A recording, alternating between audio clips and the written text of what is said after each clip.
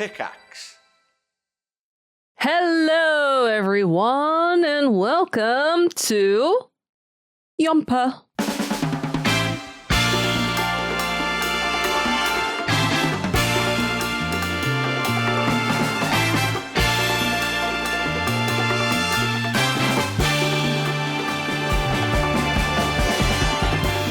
Yompa. We're just going quite delicate and gentle. I think we should just switch it up every week so people just never know our next move, I guess. I mean, yeah, I want people to be scared. Yeah.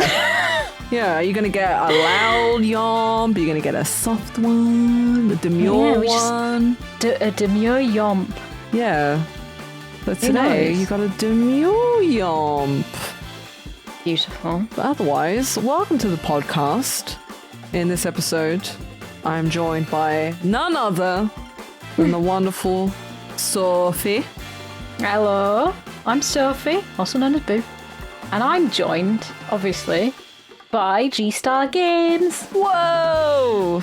I'm here too. It's so weird because we used to have, like, you know, the trickle-down effect of Simon intro. Yeah, the intro of, like, it would so we had an order. We had but we you know, again, we're shaking things up. We're shaking things up. We're keeping things quite fresh and exciting and new and scary. Yeah. So because we don't have the three, so I start, pass it to Booth, she passes it back to me. Yes. Other than that, we are your hosts today, and we are going to be talking about Shutter Island, which was the winner and the pick of last episode from... Why am I forgetting the name of the movie with Nicolas Cage? Wild at Heart. Yeah, that's the one. What the fuck did we watch? Oh my god. I mean, it is a fever dream, so... Hell yeah. This out. one was quite a fever dream. There's going to be massive spoilers in this episode. Yeah, if you haven't seen Shutter Island and you want to see Shutter Island, avoid this if you haven't. Avoid this episode. Just bugger off. Yeah. Go on. We don't need you. Bugger off. Bugger off. I would say that, you know, in the past, how whenever it's like a movie that has like twists and turns, let's just lay it out all on the table because I've seen this movie before. I know you've seen it before, so this is So it turns out that I hadn't seen this before. Oh my god, this is great news. Yeah, so I thought I had seen it, but maybe I hadn't because I did not remember a single fucking thing about it. Okay, so, that's good though, because I left the last episode and you were saying that you had seen it, so this is a really nice surprise for me. So I must have got it confused, or at least maybe I'd started watching it and not finished watching it, or confused it with something else, because it's Leonardo DiCaprio. Your fave. My fave. G only has... She only enjoys movies with Hugh Jackman, Leonardo DiCaprio, Al Pacino. That's it. She cannot enjoy another movie. She only likes the good actors. Who would have thought? The good actors, my god. Leo's acting in this was fucking bullshit. Oh, come on. What do you mean? Okay. Tell me why. Tell me why. I was getting more and more angry at his face. Oh. There was, you know, I mean, I was trying, man. I was really trying. But I hadn't seen this before, so I went in with an open mind. However, when I watched this, it was Monday night. I've been going through a bit of a depressive episode myself. Oh God, this was ideal. Please don't. Again, so there is spoilers, but there is also themes which some of you listeners may find upsetting. If you like Leonardo DiCaprio, I'm going to upset you. Yeah, she's not his biggest fan. Listen, I'm not a fan of DiCaprio. I like Leonardo DiCaprio's acting. I always have. I think he is a really good actor, and I don't usually let this shit bother me because I don't care about celebrities and I don't give a fuck what they do and whatever. But his like IRL shit with his girlfriends and how like he's a little cringe in real life, and you know, with the whole I only date women of a certain age or whatever. So it's kind of sullied that for me a little bit. But I can't deny that he is a good actor. Like, you disagree, and that's fair enough. I do disagree. Yeah. That's fair. Yeah, but I do think the man can act. Like, he's been in a lot of, like, pretty big roles. It's not like I could fucking act. Oh, shit! what am I talking about? I can't do anything. I think he's brilliant, and I think that, like, him winning a fucking, what was it, an Oscar for The Revenant was just bizarre. Because up until that point, he'd done so many other roles. So... And he was just not getting Oscars. No, I think it was just sort of like a pity Oscar at that point, because it's like, okay, he's clearly like pretty good at what he does, so why the fuck All right, is Hollywood, where's my pity Oscar? Yeah, come on. If he can get one, I can fucking get one. Oh, I can bloody do it. I can bloody get one. Because I knew the twist in this, rewatching it, right, and seeing the way that he behaved throughout the film is actually quite funny, because he's obviously schizophrenic. Yeah, so you know this. Yeah, I knew the twist. So because I'd only watched it once, and I was like, obviously found out at the end that he'd like, again, spoilers, he'd been making shit up in his head, and they're just like, were playing out this like thing for him to try to like come to terms with what happened. Seeing him act the way that he was acting was like actually kind of like funny in some aspects, and I couldn't take him seriously sometimes because he's schizophrenic. You know what I mean? And it's so like, I didn't know that going in. And so I didn't read anything about it. I didn't want to. Yeah. I didn't know that there was a twist. I thought it was just a mystery. Yeah. And yeah, so can you give us a very short synopsis of what the film is about? What the film is, yeah. So it's called Shutter Island. These two marshals are on their way to this island because there's a woman that's gone missing. And they've been called there to like figure out what the heck has gone on. What even is this place? You know, it's like this completely secluded island. That's kind of like a lot bigger than Alcatraz, obviously, but there's like a mental facility there. And it's an insane asylum for the criminally insane, which means people have hurt other people or killed someone, and so that's why it's so secluded. Cut off from the rest of the world, and there's a lot of security. Leo's Caprio.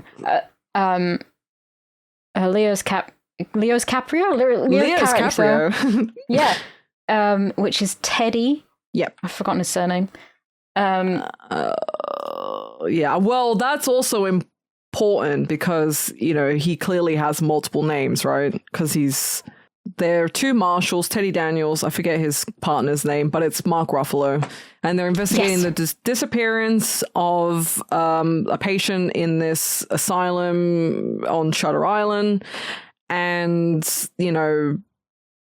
shit is like unraveling as they like the longer that they're there. And it's like, is she actually missing? They start to think that they're doing experiments on these patients, which I was like, whoa, what the fuck? That's so crazy. Because it's like, why else would it be on this secluded island? Like, what are they doing? And this is right off the back of the war as well. So it kind of makes sense. We find out that he wanted to go to this particular island. Yeah, he wanted an assignment. He was like really keen for like an assignment. And this was like the big one, I guess. Yeah. And we find out that he wanted to go to Shutter Island because his wife was killed in a fire in their apartment by some guy. And this guy had been transported to this facility.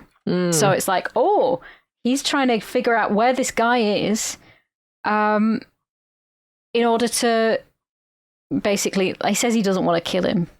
But it's like, it's like, and he's starting to wonder because he says, I was looking into it, I was researching it, and then all of a sudden this assignment came through for this island. It's like, okay, I see. Yeah.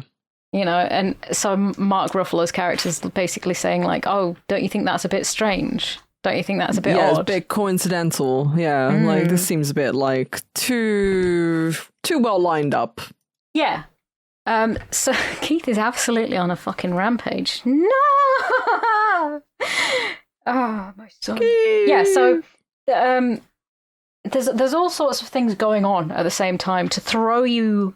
Oh my God. Scent. Yeah. Like it is like one thing after the other. Right. Yes. And I guess that's like kind of the point, because like the movie's trying to make you feel schizophrenic alongside this like character that you don't obviously know is, right? Yeah. You know, he's obviously had a lot of traumatizing things happen to him. And it was the same in, I don't know if you've ever seen it, Beautiful Mind. I don't know if I have seen that, but great movie. But yeah, it just keeps you guessing, and it's like, is this real? Is this actually happening? What's going on? Whoa! I really enjoy those. I love those kinds of films so much, and it was the same with The Prestige, right? How you know, we were like, whoa, this is whoa, sleight of hand, and this is actually happening, or actually no, is this happening? And it's all a thing to sort of to throw you off the scent, to keep you sort of out of the like you're not supposed to know what you're not supposed to know what's going on, you know. Yeah exactly. So yeah, it does really well. I'll be honest with you for that. Well, I'm glad that you say that, because I wasn't sure if, you know, you were going to vibe with, you know, this film in general. Like, obviously the verdict is still out, but it sounds like at least that has like the intrigue, thriller and mystery of it has like kept you interested. Yeah, it did do those aspects really well. And I'm not going to be like horrible and shitty about things when it was done well. I can't deny that it's a very well thought out. It was based on a book, right? Was it? Oh, that is interesting, because I did not know that. I think it was based on a book. So it was basically an adaptation for that. It is. Yeah, book by Dennis Lehane. I wonder if it's still under the same name, because a lot of the time, whenever it's like a book, it's always got a different name. I think it is under the same name. Oh, no, it is. Yeah, you're right. Yeah, Shutter Island. Nice. Cool. So I'd love to read the book. Oh, yeah. See if it's any different, if, you know, they've changed loads or if they've kept a lot of the same. I think it'll be really interesting to find out. Yeah. So how long is this film, by the way? 2:18. Or no, it's 2:10. 2 hours 10. So it's quite a long film. Yeah. Yeah, it is. And it's like it didn't really need to be like there were a lot of important bits in there for sure. Yeah. But there was a lot of like faffing as well, you know. And they could have like cut it down a little bit. It's Martin Scorsese, so it's like, you know, he's one of those like old school directors who just, it's kind of like David Lynch too. Yeah. Like I saw a clip of him the other day, and I think one of the producers had said to him like, oh, we need to like cut down this scene or edit it down or something. And he got really aggy with her and was like, what is wrong with like filming and you guys and wanting to like cut shit down and cut stuff out? And he got really like annoyed about it, because he's like, if I feel like this needs to be this long, don't tell me that it has to be this long. Yeah, exactly. I do have. Is umbrage the correct word? I hold umbrage for the direction. Okay. I didn't enjoy it. I found it was so cliche that I was rolling my eyes all the fucking time. Yeah. Oh, okay. I wasn't expecting that, but okay. To hold umbrage. To feel resentment or offence at something, to take umbrage, but often because you feel slighted or disrespected. Okay, yeah. I didn't even... umbrage. Umbrage. Yeah, so UMBRAGE.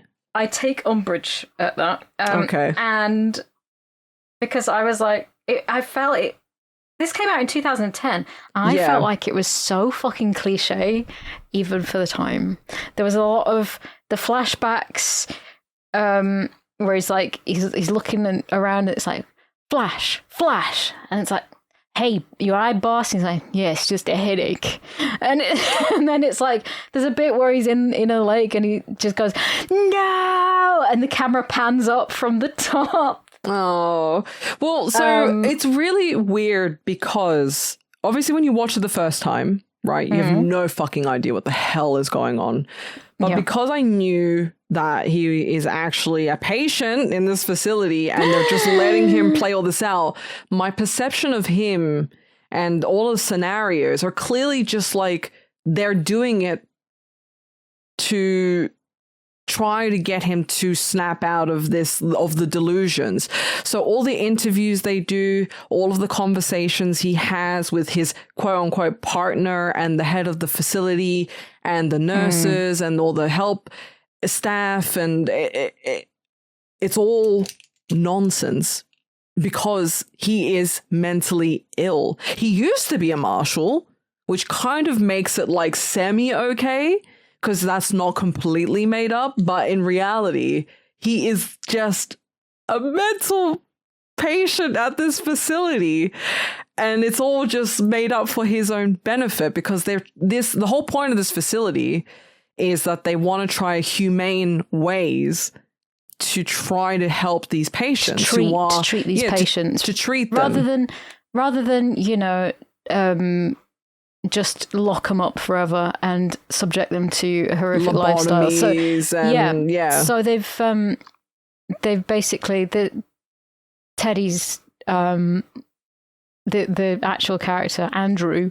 Yeah, he's sort of given himself this other personality in which he can feel like he's not in the wrong.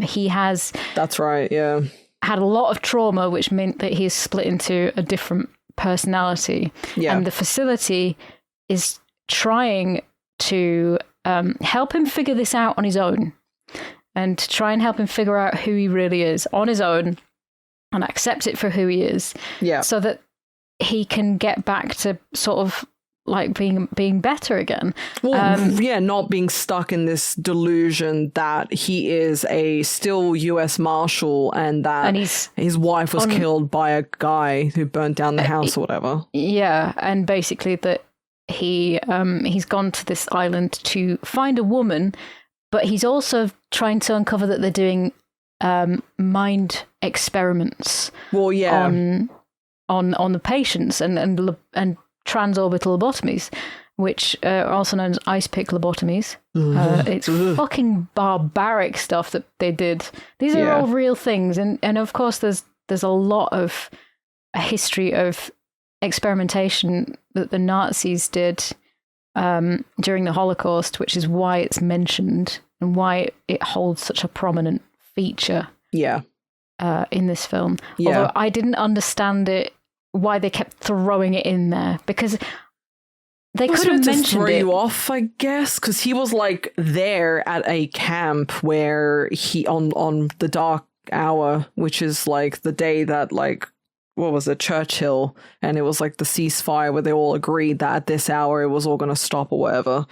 But I think when he got there and like they'd stopped it all, but I think I don't really understand what happened, because they were alive when he got to the camp, and then they went inside and they like killed a bunch of the Nazis, but then when they got outside everyone was dead and they were frozen. There was a lot of there was like piles of bodies of Jews that had been killed by Nazis and just left to die, so that I think he turned up afterwards and killed the one of the top Nazis, the super cool Nazi guys. The top Nazi. The top Nazis. I don't know what the role is, but he tried... Gruben, Führer, like that's pretty much like what they're supposed to be. He tried to kill himself, but he botched it and it took him an hour to die. So it's like he's saying that this is his sort of trauma. This is what he keeps flashing back to.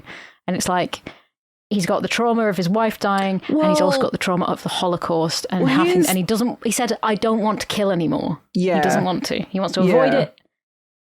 Well, here's the thing though, like men who were shipped off to war, you know, in the First World War, Second World War, Vietnam or whatever, that shit is so fucking traumatizing in itself. They'd obviously come back with shell shock, and they send them off to war. They do all sorts of things, have to kill all sorts of people and do all sorts of heinous like fucking things in the war, and then they'd like expect them to come back and then just act like none of that happened, and they'd like expect them to reintegrate into society. You know what I mean? That's something that governments do for people anyway. They're like, hey, we're going to send you to war, and then we're not going to support veterans. Yeah. Yeah, exactly. Like the amount of games and movies and TV shows, like I love Band of Brothers, I love The Pacific, I love anything like that focuses on that sort of stuff, because it's like 1917. Like I love that movie. I think it's amazing, and to always be able to see those kinds of, I find it fascinating, these kinds of effects that has on these men at the time, and how they were just just expected to come back from it all, and like nothing happened, and just go back into society and like be on your merry way essentially. But part of his trauma, which is what the film was trying to shape it around, was the war and the fact that his wife had been killed, but that wasn't. I think he was trying to stack it up, and we find out that he never went to war. What? I think that was a thing. I think we found out that he wasn't actually he wasn't at the Holocaust. He wasn't there. What? Did I make that up? Oh no! It says So it says yes. Teddy from the movie served in World War II. So his unit was the first to encounter the Dachau concentration camp. Dachau, yeah. Yeah. But that's Teddy. What about Andrew? Well, it's the same person. Yeah, but it's not the same person. He's just made. Well, no, because he used to be a U.S. Marshal, which is why I was saying, like, him being a U.S. Marshal, even in the scenario that they've built up for him here on the island, I thought that's weird. Why a U.S. Marshal of all things if you're just, like, helping him try to get through this thing? But it is based on real stuff in his life, though.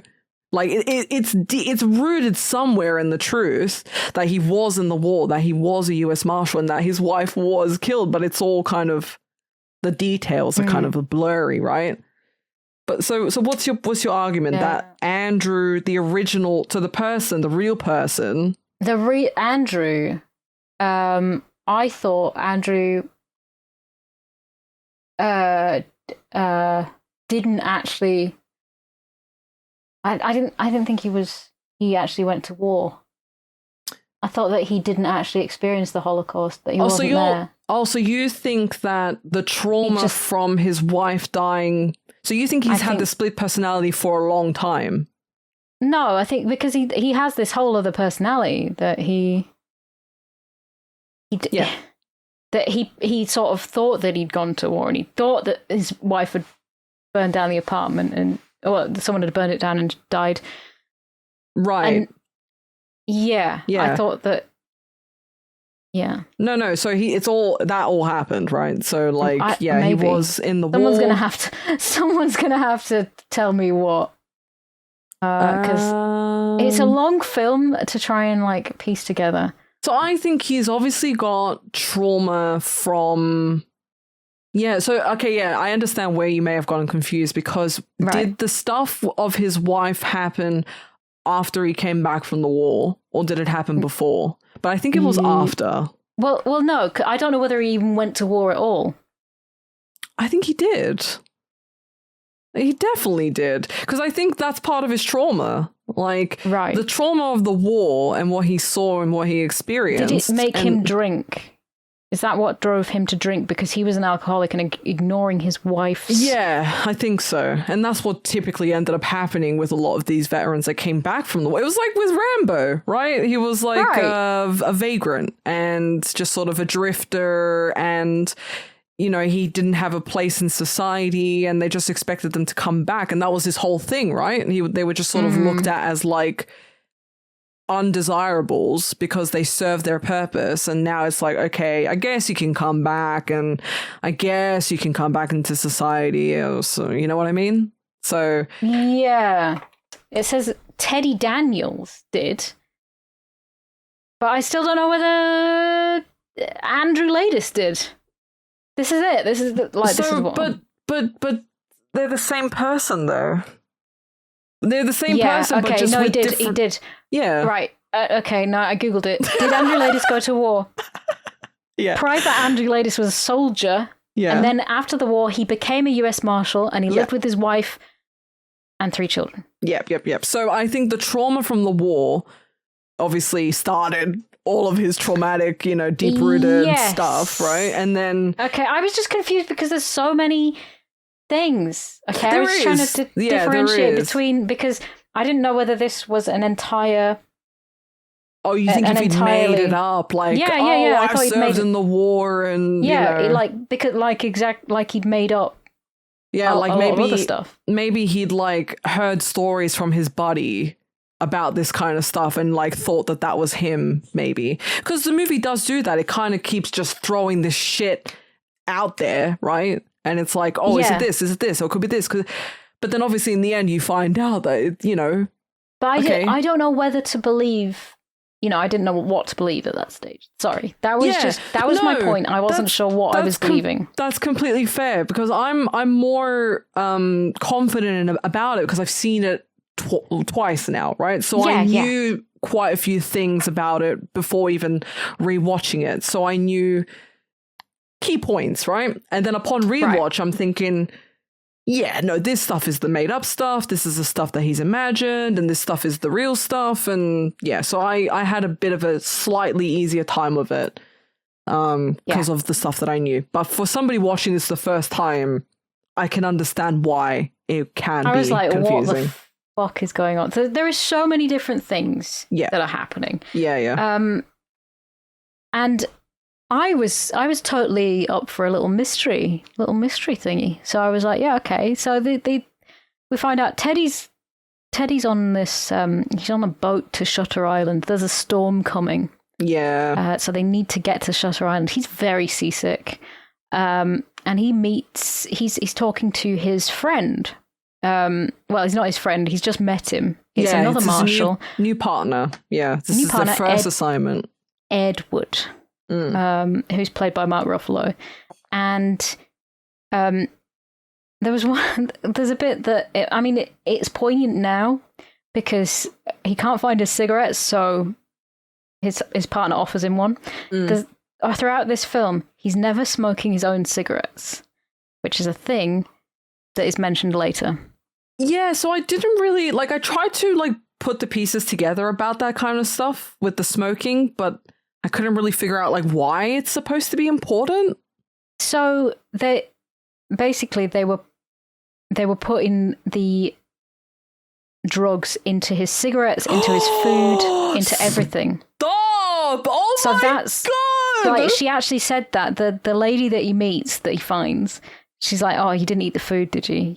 You didn't." Well, no, I thought she said the aspirin. I'm thinking that's obvious. The aspirin. But she says, please tell me you've been smoking your own cigarettes. Oh, I didn't catch that. That's a good catch. So everything, even right from the fucking start, that he's not smoking his own cigarettes. So that's meant to be a thing, I guess. I thought the cigarette thing was because back in the war, and I don't know if this is a made up thing or if I've misremembered this, but they used to give them cigs and a certain brand of cigarettes, right? Lucky Strike or whatever. Yeah. And I thought that they were giving him that brand because that's the brand that he used to want to smoke and used to smoke when he was in the war. Lucky Strikes are so fucking harsh, man. I used to smoke them. Well, they're American, right? Yeah. I didn't know that they were available anywhere else. Yeah. When I was a smoker. They were so harsh, and they're like Marlboro Reds, but a bit harsher. Marlboro Reds, yeah, those are intense. Marlboro Reds and then Gold were pretty intense. So then I used to smoke my own roll-ups as well. Yeah. Used to roll my own cigarettes because I was so fucking cool. But then, right, I went even more hipster, and I started smoking Vogue cigarettes. Vogue? I loved those things. They were long, thin cigarettes.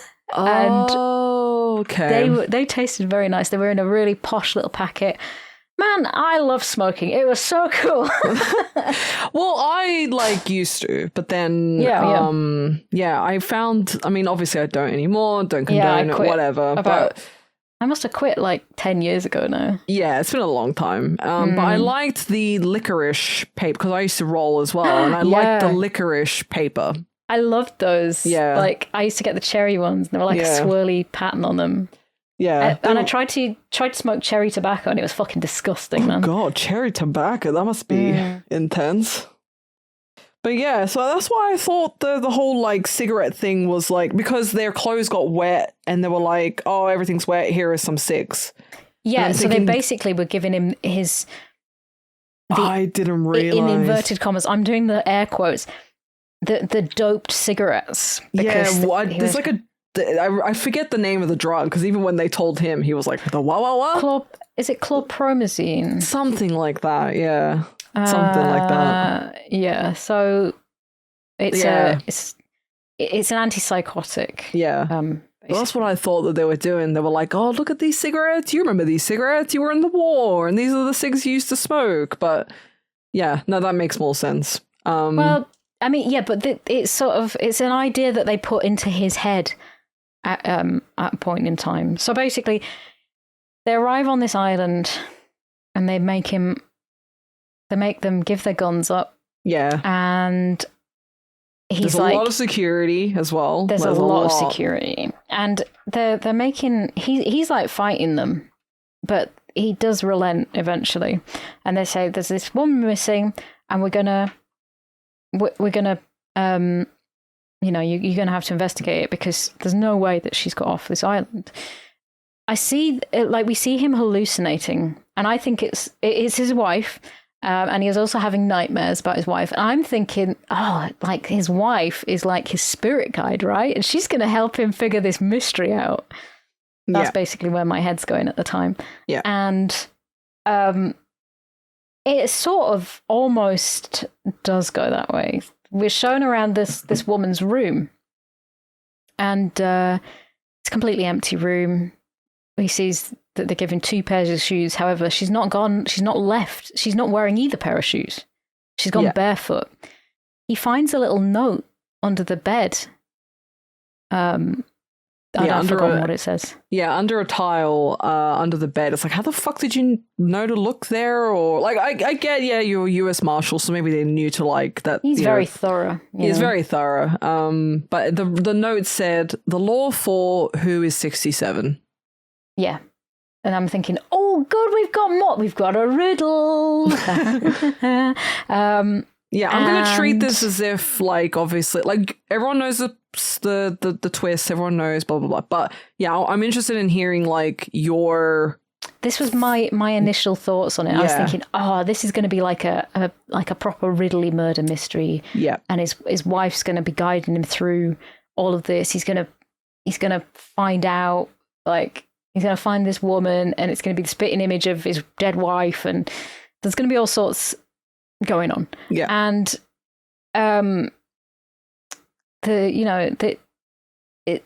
he's trying to ask questions. He meets the psychiatrists, the guy that runs the facility, and it's a massive, beautiful house, etc. He meets another guy, and he's like, he knows he's a German instantly because of the way that he pronounces certain words. And I'm like, oh, he's going to like uncover some Nazi shit as well, right? Because we've got this time. And he says, oh, you're very violent. They keep telling him that he's a violent man. Violent and defensive. They keep saying interesting defensive mechanisms, and they keep pointing it out. I'm like, he's a violent man. He's like, I'm not violent. And I'm like, yes, you are. Yeah. And I'm like, I mean, he's like, they're telling him you're both violent. And he's like, So what I found interesting when they were in the car, before they get to the psychiatrist's office and all that kind of stuff. So the things that I kept clocking onto that I was like, oh my God, it's been like breadcrumb throughout the movie. And he goes, you boys seem intense when they get in the car. And when he's talking to like the cop, the guys in uniform. Yeah, and then yeah. the guard goes, right now, Marshal, we are. Yeah. Because of him. You know? Yeah, because of him. Yeah. And I'm thinking it's because this woman's missing and there's a storm coming. That's what I'm thinking. I don't think there's anything amiss. Right? Yeah, exactly. It's done very well. Exactly. But when you rewatch it, you go, holy fuck. They've like it's so obvious. The clues are there. And there was another clue, apparently, that when they were asked to hand over their guns, Teddy unholsters his gun normally, but Edward, his partner, doesn't. He takes his whole holster off. He can't actually get it off. He doesn't know what to do. Yeah, and he looks at him like, the fuck? Like, what's wrong with you? You know, anyone who's handled a gun, a holster, or anything, like, you know what to do. You know how to take it off. You know how to put it back on. So, oh my God. Yeah, it's brilliant. It's like, there's so many brilliant little things like that littered throughout. And I was just thinking that was a stupid fucking quirk. Yeah. I was like, yeah. It's like, what the hell's wrong with this guy? Like, what the hell? So he does have headaches. He's been very poorly through the seasickness. So he's dehydrated. So it gets him an aspirin. And it's given to him in the little paper cups that you would be given in a hospital. Yeah. You know, when they give you your medication, it's in the little paper cup, like you get a McDonald's where you put your ketchup. Your little ketchup and your mustard. Ketchup cup, that same thing, you know? Yeah, I didn't notice that. It's good spot. And they're led to the I don't know whether. Please tell me if I'm skipping bits out because I'm doing this all from memory. No, I did not make you don't have notes. to do it like super, in sequence. Well, tell me if there's any points that you want to make along the way. I'm stuff. looking at like the things that I've written down, and don't worry, just they're made to stay in the rooms where the workers live. Yeah. Their quarters essentially, Their where quarters, they sleep. And they want to interview. They've got three like blocks, 3 wards. There's the males, there's the females, and then there's Ward C, Block C, which is for the really dangerous, violent people. Yeah. So that I can't remember in what order, like whether they interview the people, but he's like, we're going to need to talk to her psychiatrist. Oh yeah, I remember now. Yeah, okay. No, they're checking out the ward where she was, and they were like, how did she get out of this room? Because the doors were locked, windows were locked, shut. She managed to make it down the stairs, past some guys playing stud poker, past the nurses, past some guards, and just disappear. So he's interviewing like the staff, and the staff are really standoffish. They're kind of like being shitty with him. Well, they're not taking him very seriously. Yeah, they're like sort of laid back, and they're like, eh. And you're like, you guys, this feels a bit weird. I feel like you should be taking this a little more seriously, right? This is like a person who's gone missing. She's escaped. Why aren't you more panicked? Like, what the hell's going on here?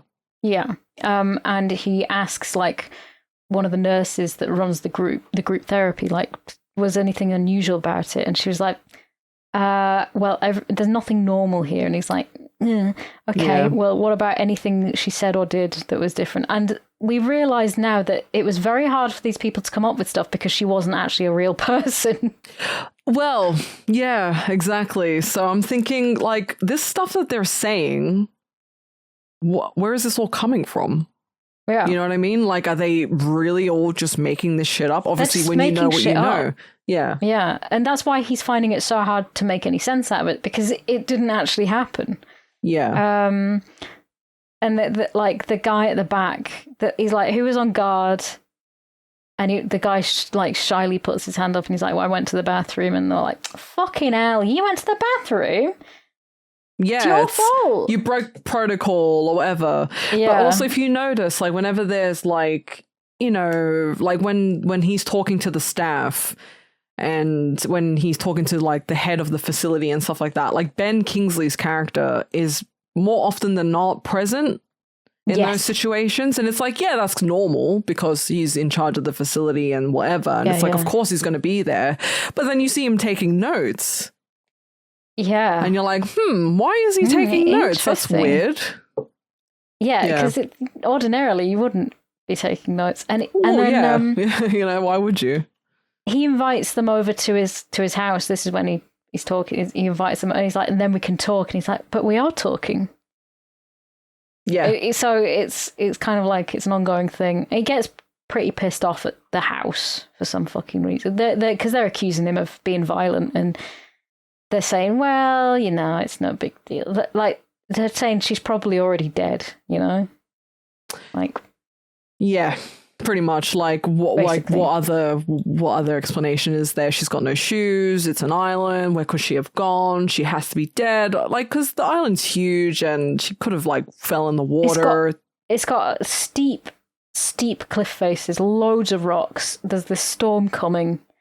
So when they go, they're staying overnight, and he has this dream about his wife. And the CGI on this, I mean, the CGI in the boat on the way over. Yeah. CGI in the boat on the way over was pissing me off. And especially because his tie was blowing in the opposite direction to the boat was moving. And I don't know whether that's because he was just dreaming it as well. Or what, the boat sequence? No. Yeah, you know what? Like when he was on the way over, his tie was blowing in the opposite the opposite way to the boat was moving. You know when you're moving forwards? Oh, in a vehicle, it was flapping towards the front of the boat. Yeah. Well, that tie, he ended up saying weirdly, it was like, oh, it's a fucking ugly tie or something. And I'm like, okay. Yeah. Okay, dude. I think you got bigger problems than that at the moment. So he has this nightmare about his wife burning in the apartment. And like she's also wet. Like there's water coming out of her when he's hugging her. And she's sort of telling him, oh, she's still here. And she also says like something like, he's still here. And you're like, okay. Yeah. There's ashes in the room, right? There's ashes falling. She's dried and she's wet. And she's burning. Then he's all wet. He's sobbing. And he doesn't want to wake up. He doesn't want to leave her. He doesn't want to go. And so he wakes up, and it turns out that there's a big leak, and he's being dripped all over. They said because he said, oh, we're going to leave the island. We're just going to go because nobody's being any help for us. So let's just go. And then, but he has this dream saying he's still here, she's still here. And he's all of a sudden, like, he's decided, yeah, we're not leaving. We can't anyway. Yeah, there's he's a storm made that coming excuse. There's a storm. We can't leave anyway, so we might as well carry on our investigation. So it's interesting because when I'm looking back at the scene with his wife, and you know the house is burning and she's also wet and she's burning, and then his hands, he looks down, she disappears, and then his hands are wet. So it's like he's obviously meshing the two situations in his head, the one that he made up and the situation that happened, right? Yes. The fire, and then also the reality of what happened. So it's like he can't find the truth in these two things that have happened and the thing that he made up. So that's quite interesting. Nice little touch there. It's nice to hear the things that you've picked up on as well, because obviously, again, I've like know the story, I know the plot points and the important stuff, but then you noticing these little breadcrumbs along the way is really cool. Yeah, because I didn't know why he was wet. I was like, what the fuck is going on? Yeah, that's right. So they wake up and he's like, let's carry on our investigation. And he starts interviewing the patients. And none of them are very much help because, again, the patients are being asked to make shit up. Yeah, they're asked to make shit up, but also some of them are, you know, they're there for a reason. Well, absolutely. But then, like that lady who tells them to run. Yes. Well, because this is the really obviously, like now looking back, it's really important. he asks her if she knows a patient called Andrew Ladis, and she looks terrified, and she shakes her head. And obviously now we know that it's because he is Andrew Ladis, and she's like, what the fuck do I do?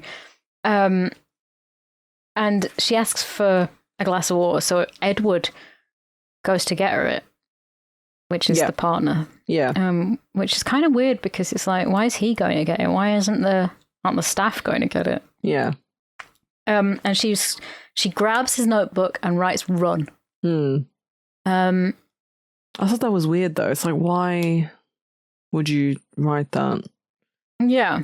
And then also his partner Edward like hardly ever talks when it comes to like when they're one-on-one, they talk. But whenever there's like any situation where they're both in a room having a conversation with anyone, whether it's the staff, the patients, the head Ben Kingsley's character, whoever, Edward never talks. Like he hardly ever says anything. He takes a back seat in it. And so they're not really getting much out of the other patients either, the interviews. He's asking for Andrew Ladis because he believes that Andrew Ladis was the maintenance man in the apartments where he was an arsonist and he set fire to the apartment building in which his wife died. Then that man was brought to this island because he's insane. So he was searching for Andrew Ladis to talk to him. He didn't want to kill him. And Edward says, "Oh, if he killed my wife, if he did that to my wife, I'd kill him twice." You know? Yeah, exactly. Like you're not wrong in the way that you feel, essentially. Yeah. So they get nowhere with the interviews with anyone. So I can't remember how they get to this point where they're out in the storm. Could you help me? Okay, so I think they've like had a conversation with that lady. She told him run. They're outside having a smoke, and then they put on like raincoats, and then I think they end up at the graveyard for some reason. Yeah, I can't remember how they got there or what he's searching for. I don't know whether he's just searching for clues. I think obviously it's like I said, a huge island. So how much of it gets used with the facility? What's actually there? You know, they told them, oh, you can't get there because of X, Y, and Z. That cave is covered with poison, blah, blah, blah. So I think he thinks at that point that they're clearly trying to like hide places around the island and hide facilities. And because, they end up at the grave site and they end up inside this mausoleum. It's like type thing. Yeah, and obviously I think they were trying to get out of the storm as well, right? Because it got really bad. I can't remember why they were out looking around otherwise, other than saying like there's no way she could have got anywhere. Well, I think, because I think at that point he's trying to not take what they're saying at face value. You know, surely it can't just be that, this part is closed off or this part doesn't exist. I think he thinks that they're trying to hide stuff from them, right? Yeah, so that's why he's out there. Yeah. And they're miraculously found, aren't they? Yeah, by the wardens and the guards and stuff. So, and they're wet through and he's like, well, we better... we'll get you out of your clothes. And so they're given the orderly's clothes to go in because they don't have, obviously, they're drying off their suits. And he says, unfortunately, gentlemen, I couldn't save your cigarettes, but we've got you these ones. Yeah. Again, so this is another one in which he's not able to smoke his own cigarettes. But yeah, so he's given the orderly's clothing. Which is hilarious. It's just a white jumpsuit, basically. Yeah.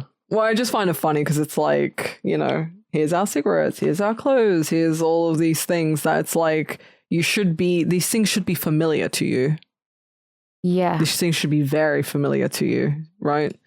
Yeah. And that's why I thought the thing with the cigarettes, because it's like, remember these, remember this, remember that. So it's like, I felt like they were trying to breadcrumb stuff to him without being like, here's all this information. Yeah. Right. I think I'll probably skip over a lot of stuff if I can't remember it very well. That's fine, yeah. And if I remember anything, I will just say, oh, by the way. Yeah. They end up sleeping in a different spot, don't they? But he's still having like hallucinations and headaches. Yeah, well, I think they get worse. They do. Because obviously I think that the stuff that they're giving him, maybe. Yeah.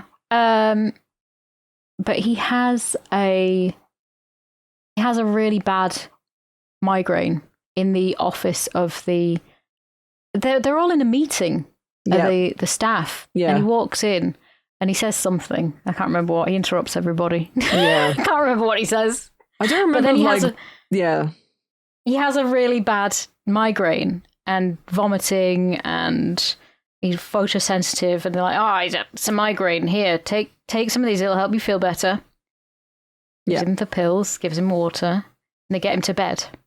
Well, no, the important part about the scene where they've walked in and they're having a discussion or whatever is I think Ben Kingsley's character says that they found Rachel. They found the girl. Oh, yeah, they found Rachel. So, he can go now. Yeah. Yeah. And they were like, yeah, I forgot that. No, it's fine. It's a long movie and a lot happens.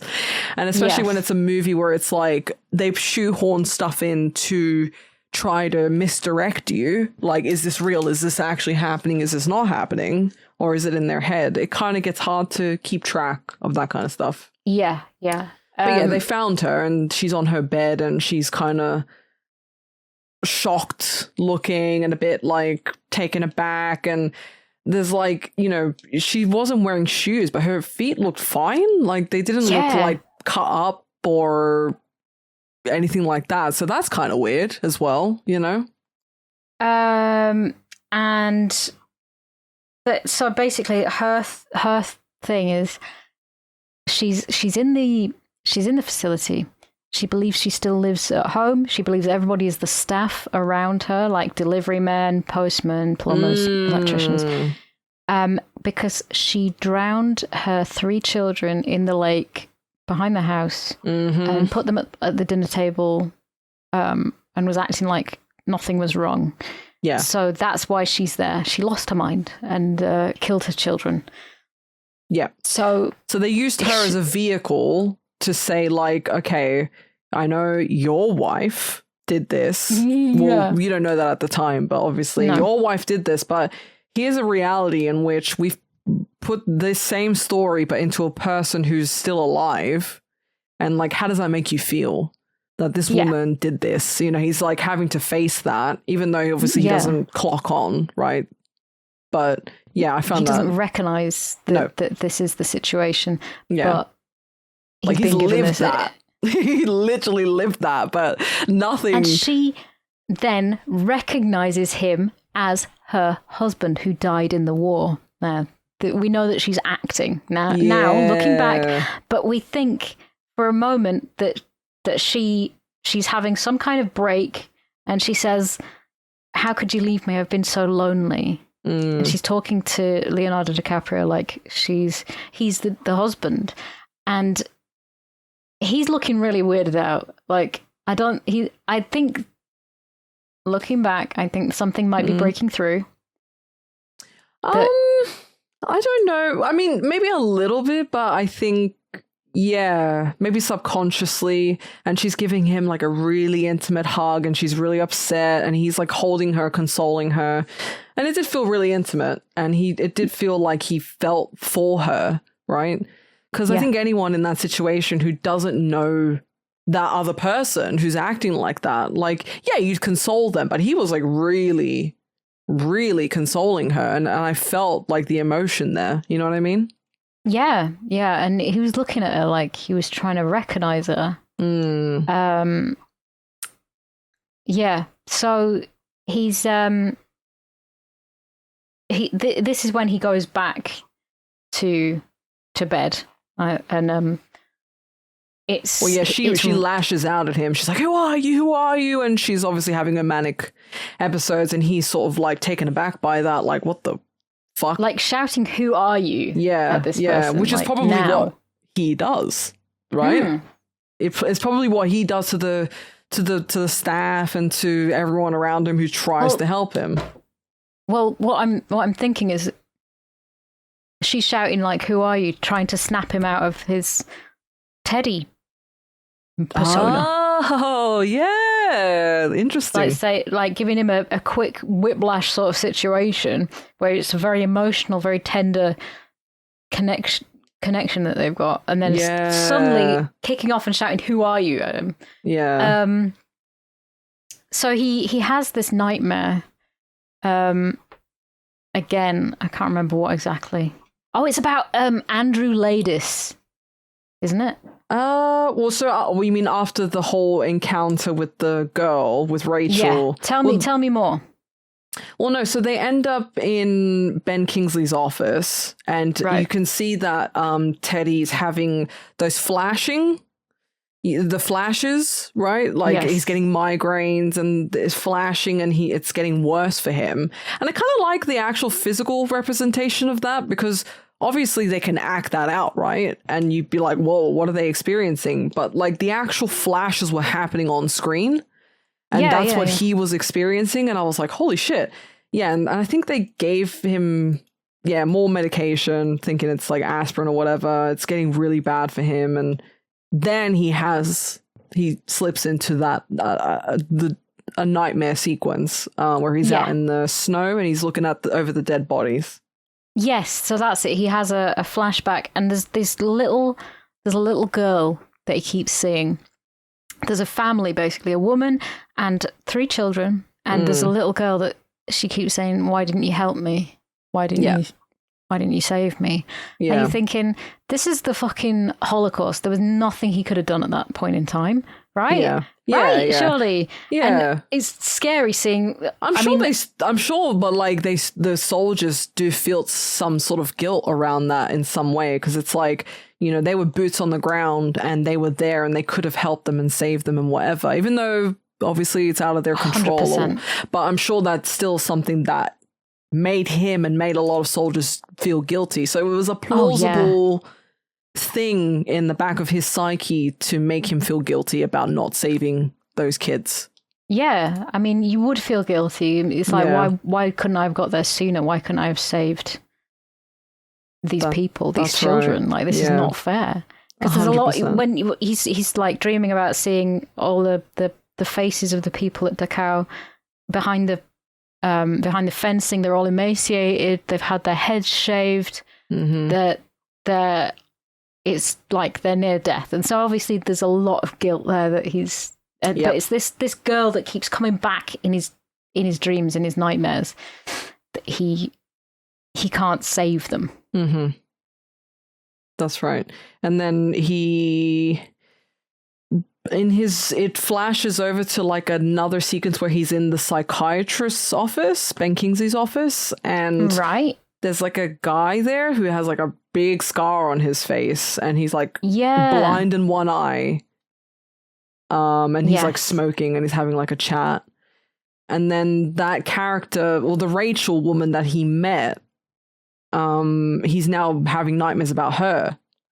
And she's there and she's got blood all over her, and the 3 kids are at her feet, dead, covered in blood too. Yes. And she's asking him to help put them at the table. Yeah. So like it's like he's now a part of this.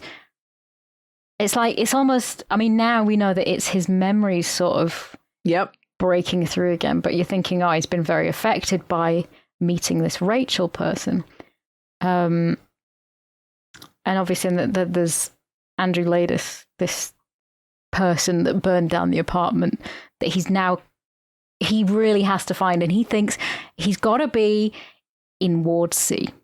Yeah. Right? There's a storm that has been going on this whole time. And he hallucinated his wife walking through the door in the rain. Yeah. I think it was his wife. Yeah, it's his wife, and she's like got a raincoat on, and it's like, what? There's no way that she could possibly be there because we know that she died in a fire because of this guy. So it's like, what the fuck are you? What the hell's going on? So, but yeah, it's like what you said around like, oh, is she just shoehorned into the film because she's like a guiding light for him, you know, to help him through, to help he going to help solve? Yeah. This is what I was thinking. Is like, is he going to solve it? So the storm has thrown out all the breakers. Like the power's out. Obviously, like he can't leave because the phone lines are down. They can't reach the psychiatrist that was overseeing Rachel's. He went on holiday. Coincidentally, he went on holiday. Her actual psychiatrist. So we can't speak to that. I can't get you off the. So he walks over to Ward C, and he's just getting in there. He's just going in. And having a look around, and they let him. That like the thing is that I was like confused about. There's no one that is helping him. Like there's no armed people. Yeah, they say, hey, most of them are back in their cells, but there's a few that are out there, and it's like, okay, so you just let in this unarmed marshal who doesn't know his way around into this block. Yeah, with very dangerous, you know, like they said, dangerous, criminally insane patients / prisoners. Yes. So why are you just letting him roam about like that? And they get outside, and obviously there's like the storm had really fucking thrown shit around because there's branches everywhere. There's so that's what it's what made a lot of them escape. So there's people everywhere, or like the patients are all over they're just all over, and they're trying to get them. They're trying to corral them back. So he's looking around, and I can't quite remember this bit very clearly, but he's going through the cells, and these cells are like fucking medieval dungeon type. It's very shit. Like fucking Silent Hill, you know, like the upside down version of like the real world where everything is degraded and rusty and horrible. In comparison to the rest of the facility, this part of the facility looks bad. Real fucking bad. And it makes the facility look bad because they're all there like, oh, we treat our prisoners with respect and we want to help them and we want to treat them like humans and blah, blah, blah, blah, blah.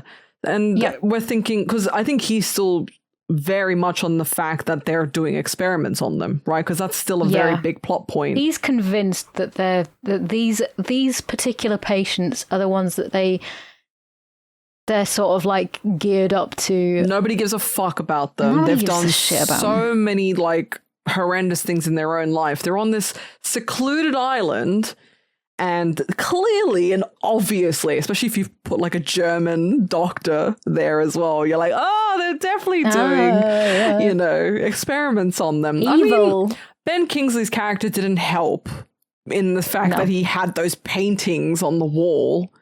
You know, it was like the really bad experiments. You remember when they first walk into his office? He was saying, no, they did this and this to them, and how we're trying a different approach. And it's like, why would you have those pictures up, man? Yeah, it's like if you're trying to convince, like I get it, but also like you're not really helping your case here. Yeah. You know what I mean?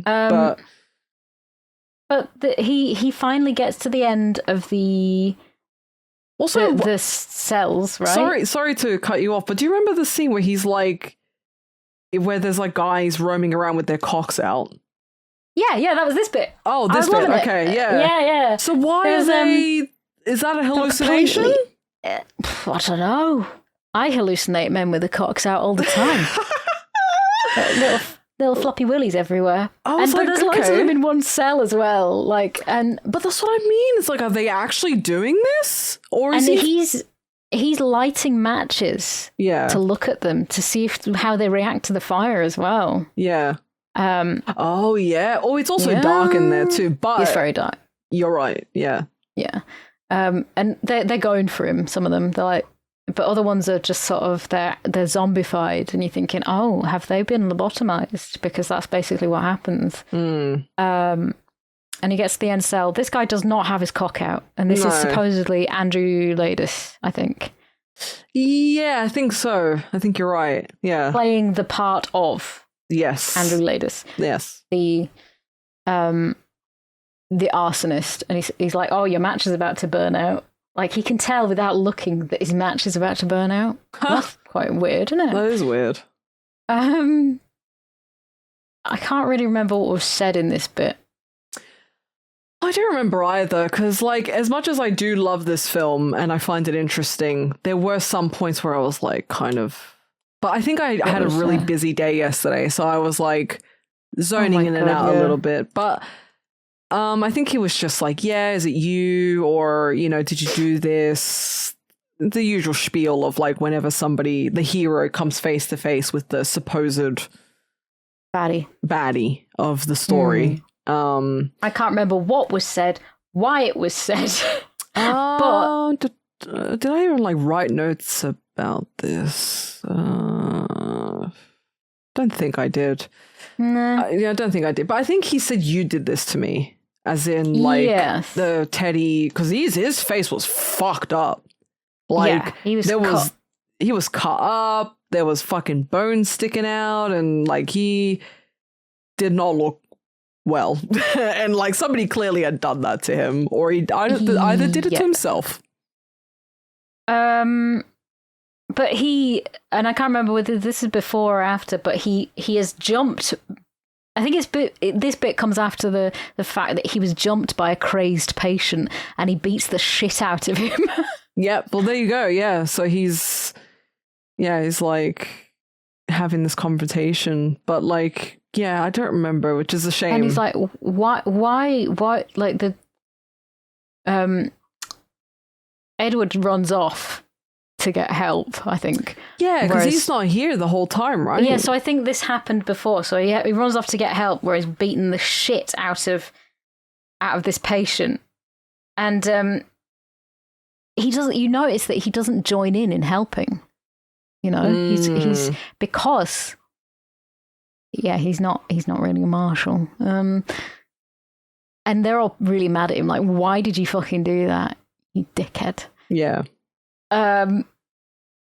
So they're telling him off at this point. Yeah. Well, they eventually like crawl out of this, like, I don't know how they end up there, but they like, he like finishes his like talk with that guy that he was clearly the one who beat the shit out of him. He runs out, he bumps into Edward. Yes. And then they crawl out and they end up in like some dense forest area of the island. And Edward's trying to show him, I got Andrew Laidus's papers, like intake documents. So when he didn't read it though, did he? No, exactly. He didn't. So he's trying to say, I got them. I went into the offices and I got Andrew Laidus's intake papers. And he's trying to hand him it, and he's like, I'll read it later. And he, like, now we know. He's trying to sort of hint, but he's like, I'll read it later. It doesn't fucking matter. Well, because he's like, what's actually happening in that lighthouse? Yeah. So they're going to the lighthouse, and the lighthouse is on some rocks out to sea almost. It's like it's cut off from the main island. There's loads and loads of rocks, and there's steep cliff faces, and he's going for it. He's gone in for it.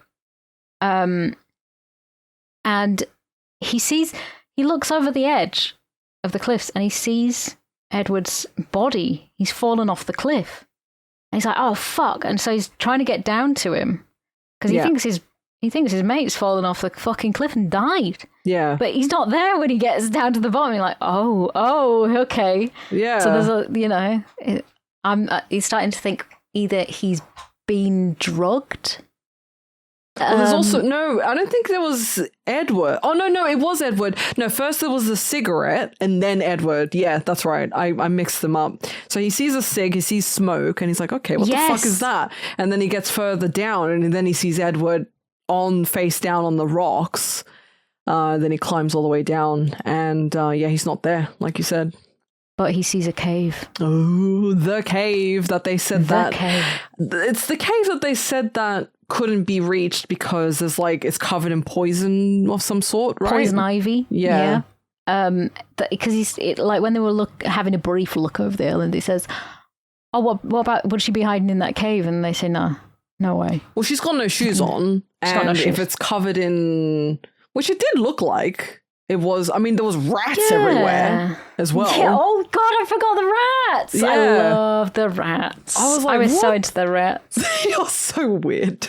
I love the rats. They were good babies. There were so many of them. I was like, what the fuck? But yeah, he can see a flame, or he can see light when he looks up at the cave entrance. Once he eventually gets close enough to it, then he starts yelling like, oh, is anyone there? Or hello? Or, you know.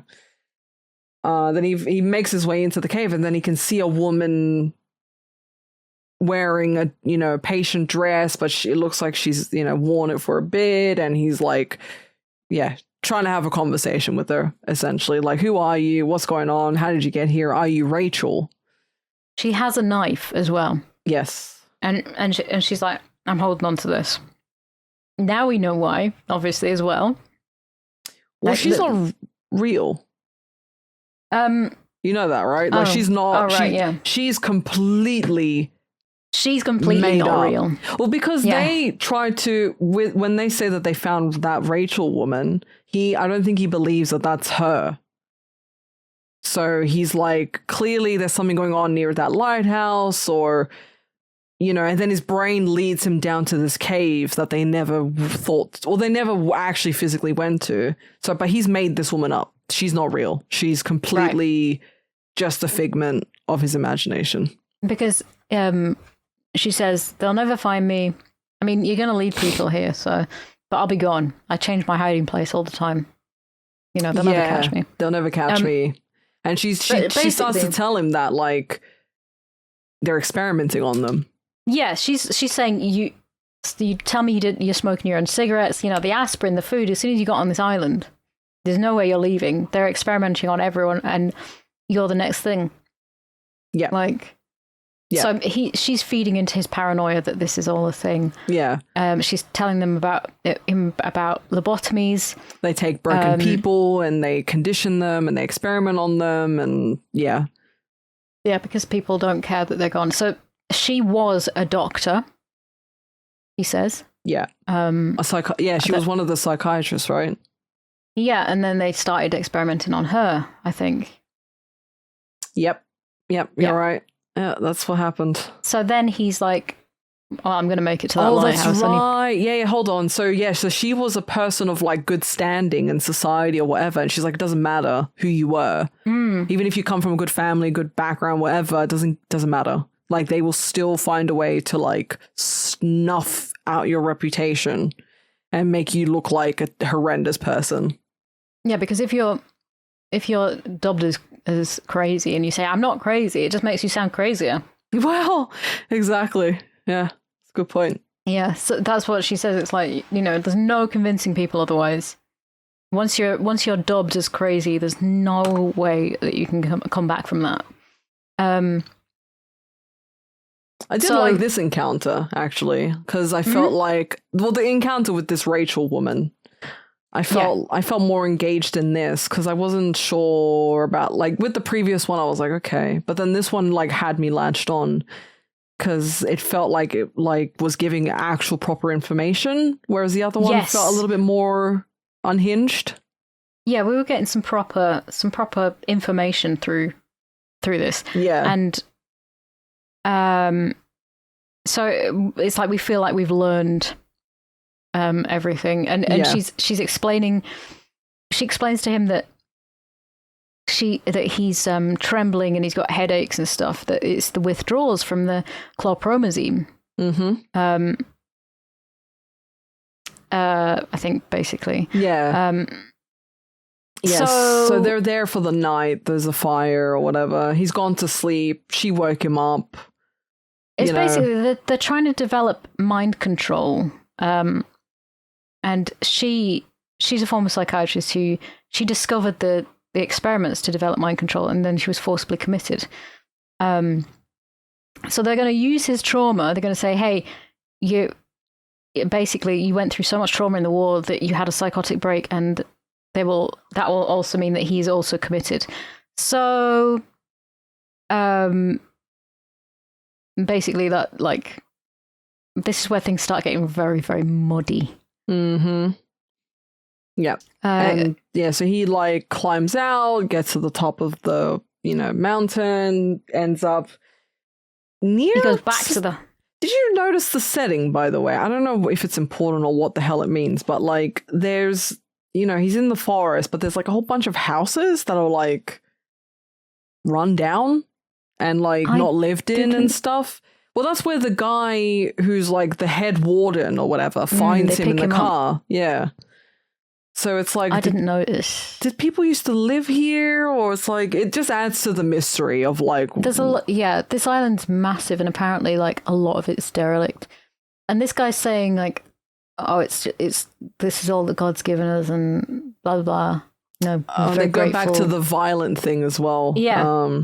He says, isn't God violent? And he's like, oh, I hadn't noticed. He's like, yeah, well, I mean, look, he's given us this fucking massive storm. Everything that he does is violent. Mm-hmm. Like, there's so much violence, and we do it too. And he's like, no, not me. I'm not violent. Yeah. Oh, actually, going back to Rachel, there was like an important line there where she says that, like, which I found interesting, was she says that the brain controls everything. Fear, hunger, pain, everything. Which is important because obviously, his brain that's the coping mechanism that he's just made this woman up to convince himself of these delusions. And it's the brain is a very powerful thing. But it's like, again, do you believe her? Do you believe what he's saying? Do you believe this encounter is real? Et cetera, which I thought was, fascinating and a nice touch. Yeah. But yeah, so he's in the car with this guy, and they're having a conversation about violence and God. Which again, I was like, okay, whatever. No, whatever. Yeah. But they go back to and there's this guy Chuck. That's his name, Edward. I keep calling him Edward. It's Mark Ruffalo's character. Oh, is it not Edward? I don't know. I don't know who the. His name is. Oh yeah, it's Chuck Ayul. Oh, but maybe he has a different name because he's obviously playing a different... Edward Daniels. That's it. There you go. That's his real name, but he's calling him Chuck. Anyway, so he goes back to the hospital and he's like, where's Chuck? And they're like, you didn't come with anyone. You came alone. He's like, we said what we came here for. And then he goes, we, Marshall? Yeah. As in, like, who's we? Yeah, so like, basically, oh God, they're gaslighting him down. Yeah, and so this is the point where it's like, oh, she's right. I'm thinking, she's right. They're going to make him out to be crazy. They're going to do more experiments on him. I'm thinking, yeah, this is the point where they've taken... So he also believes that Chuck has been taken to be lobotomized. Yeah. And he's like, right, okay, gotcha.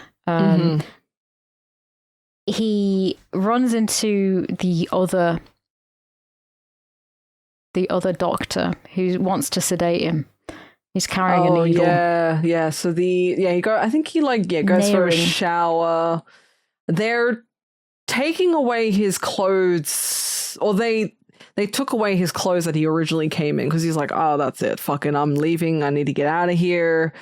I've had enough or whatever. He's trying to get off the island, or he's trying to get to the ferry or whatever. Or he wants to find Chuck first and then fuck off, right? So he's convinced that they've taken him to be lobotomized at the thingy, at the lighthouse, right? Yeah. Because it's the one of the places that, like, has been a sore thumb that they've not, gone to, right? They're like, oh, it's just a lighthouse, dude. Just don't worry about it. It's just a lighthouse. He's like, I'm not convinced, So he sedates the doctor. He tried to jump in with a syringe. But he grabs it and sedates him, and he starts making it for the lighthouse, right? And he overpowers the the man with the gun on the rocks. And he's like, something I find very strange is like when anyone is hit or confronted, he's like, "What? Are you going to kill me?" It's like he's pointing a gun in your face, man. Like, I think he might do that. Yeah. Well, no, before that, he like gets to a car that has a tarp over it. Oh, of course. Which I was like laughing throughout because I know what's going on, and I'm thinking, oh god, dude, you've just blown up this poor guy's car, and he's just trying to fucking help you. He stuffs his tie into the gas tank and lights it. And his wife, he's got the hallucination of his wife going, "Don't do this. Don't do this, Teddy. Don't do it." And I'm just thinking he's watching him from like the building, like he's like, "Oh fucking hell, you fucking blew up my fucking car, mate."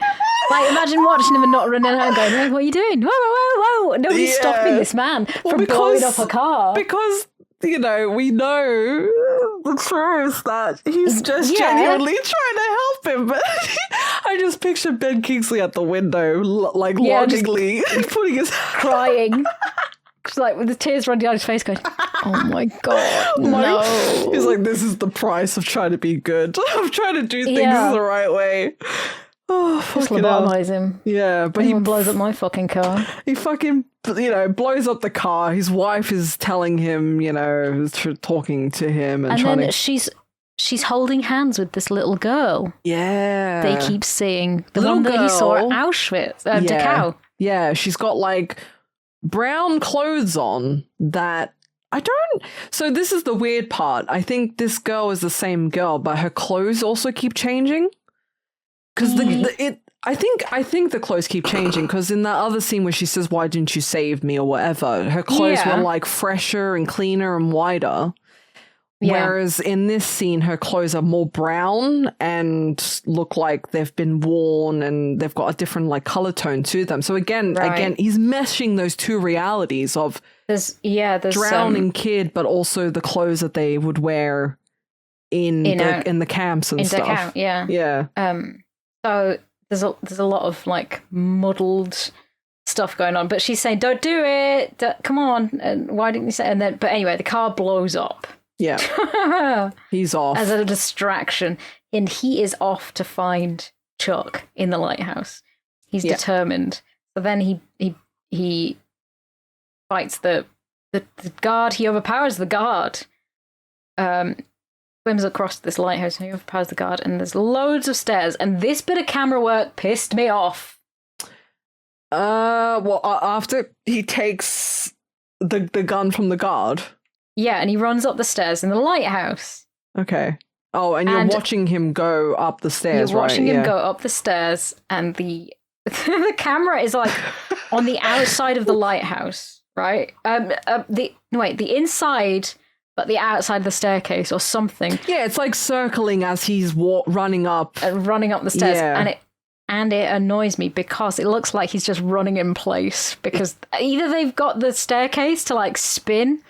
Which I think they've probably got like those cranes that they have, and they kind of like rotate around but I don't know how they would have like pulled that off in like such a. I don't know. And we'll have to do some research, but it pissed me off. It might be in the trivia actually, but and he's going into all the doors on the way up, and there's nothing in them. There's nothing in any of them until he reaches the top, and he's fucking exhausted. His hands are trembling like mad on the gun. And he opens the door, and there is Ben Kingsley sitting at a desk. It's not only that, but it's what he says. Hey, why are you all wet, baby? I was like, stop, dude. This is so fucking funny. And the way he's looking at him as well.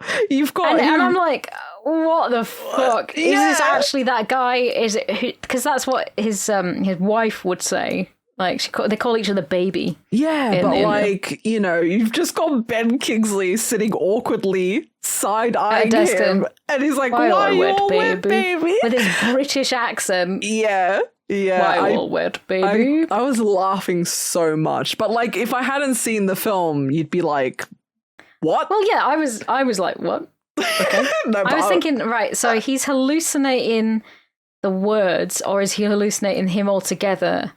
And so this is where we learn sort of everything that's going on, right? He's like, there's no bullets in that gun. And it's like, oh shit, right. Yep. he spies his own weapon, his own pistol. Yeah. The gun that they handed in, right at the beginning. Yeah. And I can't actually remember anything that you...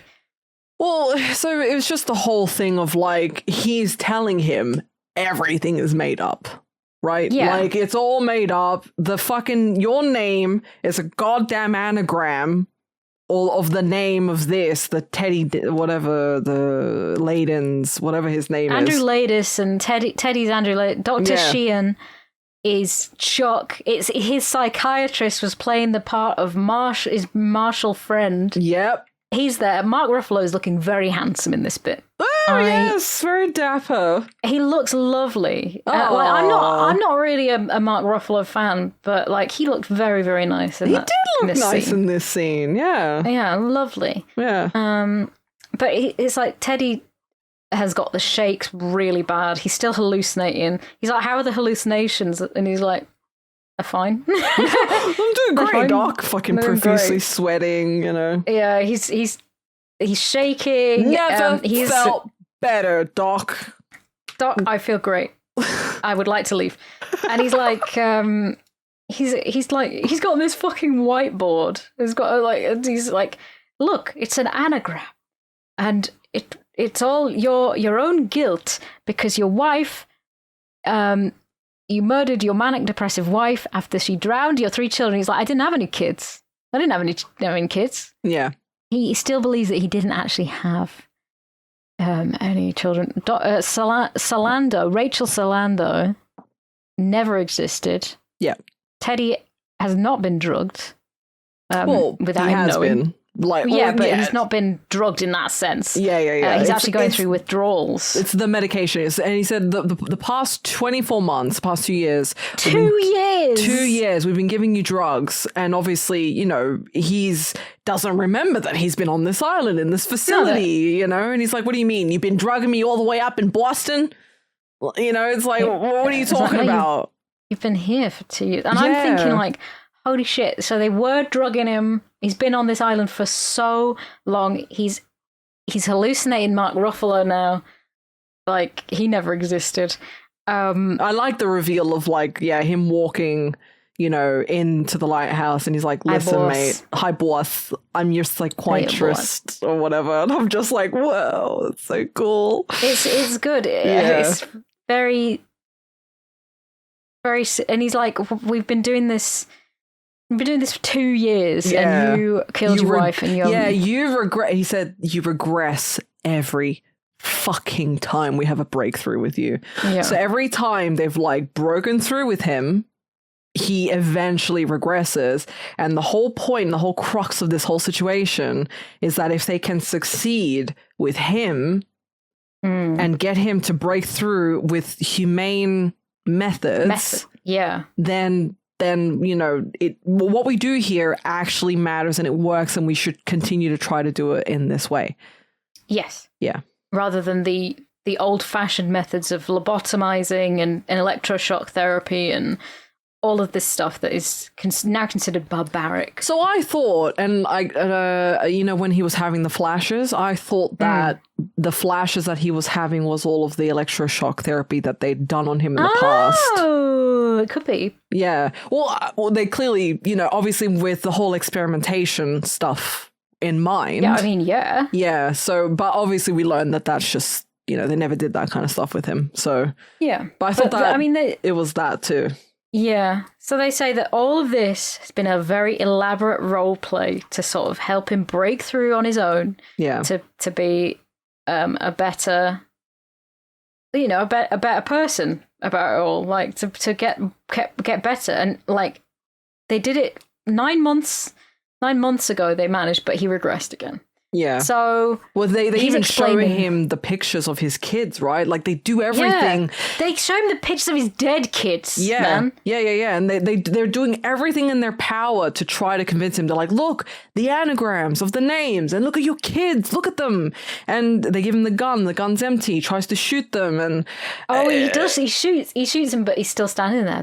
there's blood everywhere. Yeah, he but he's shoots like, him, blood comes out, but he's still standing there, which obviously adds to the whole "you're fucking and crazy." I'm like, here we go. Yeah. And oh yeah, so this is like a revelation. I'm so sorry. Yeah, so this is like the reveal to you. Yeah. This is everything. this is to a you. reveal to me, and I'm Yeah. like, because I had no fucking clue. Yeah. And even with the clues throughout it, I was not on board with this until that point. So Yeah.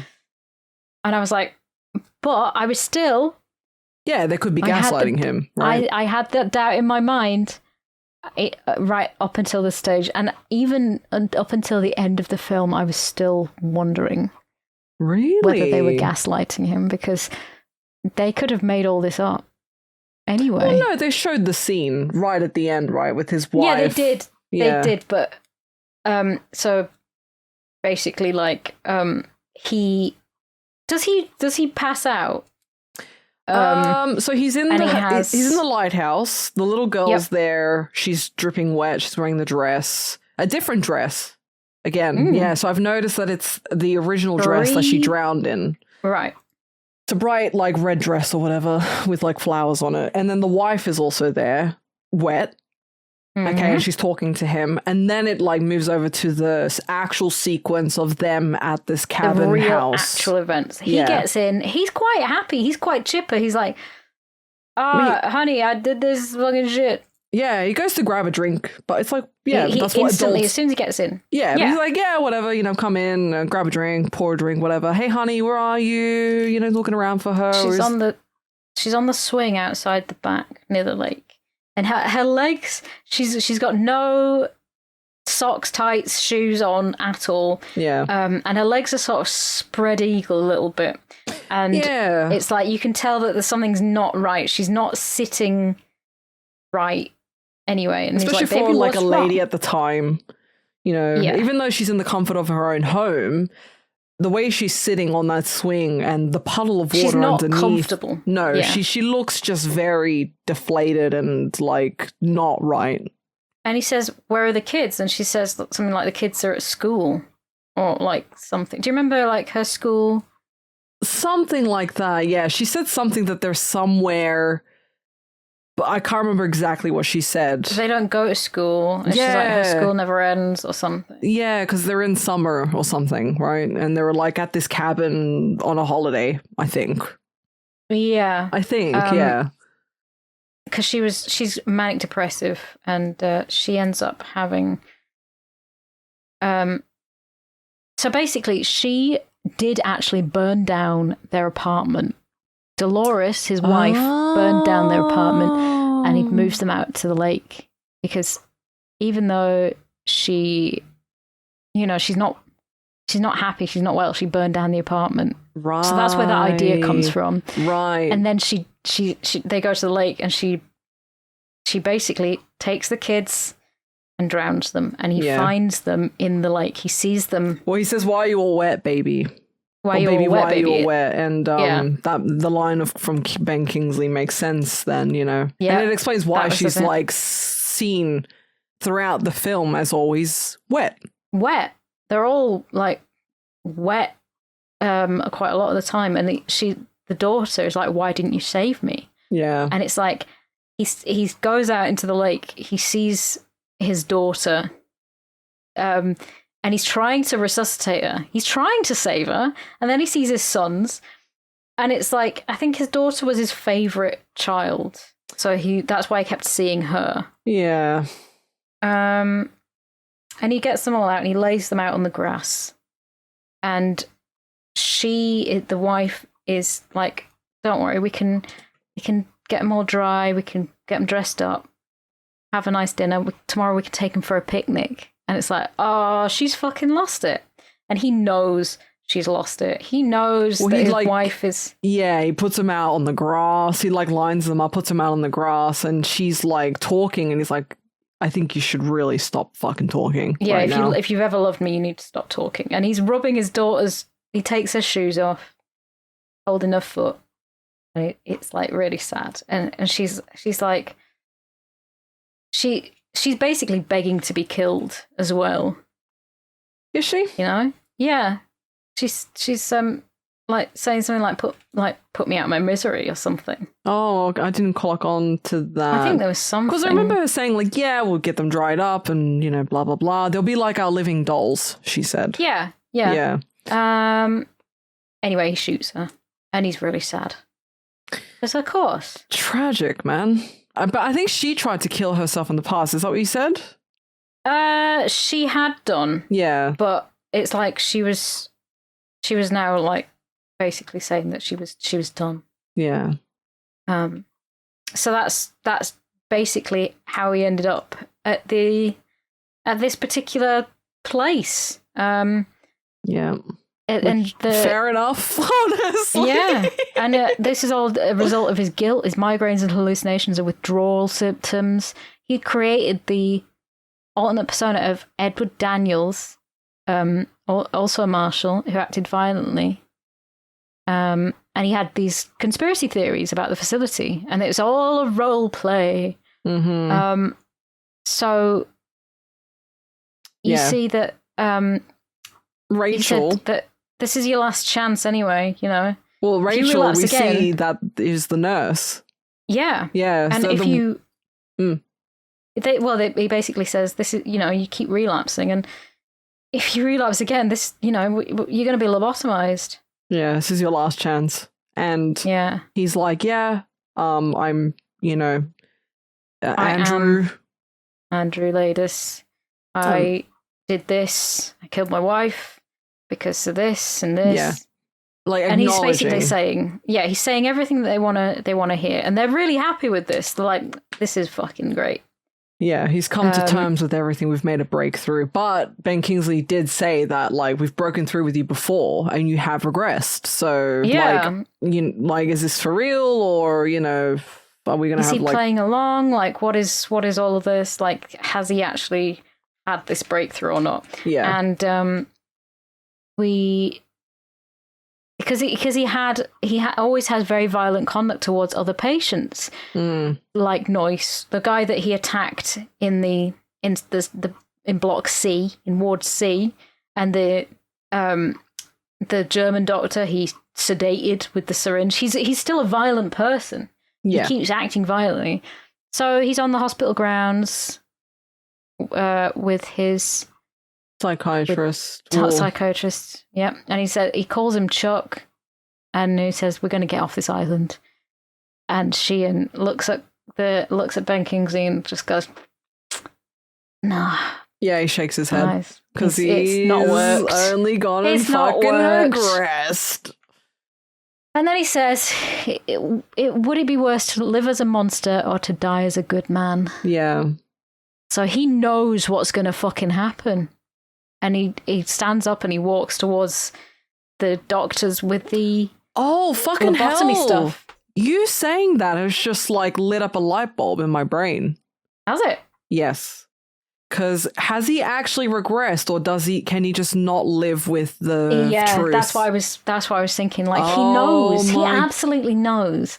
And he's just trying to give him an out. That's crazy. Like, because the fact that he says, do I want to live as a monster and know what I've done and live with all this pain, or to die believing that I was in the right the whole time? And he calls him Teddy. Sheehan calls him Teddy, like, hey, come on.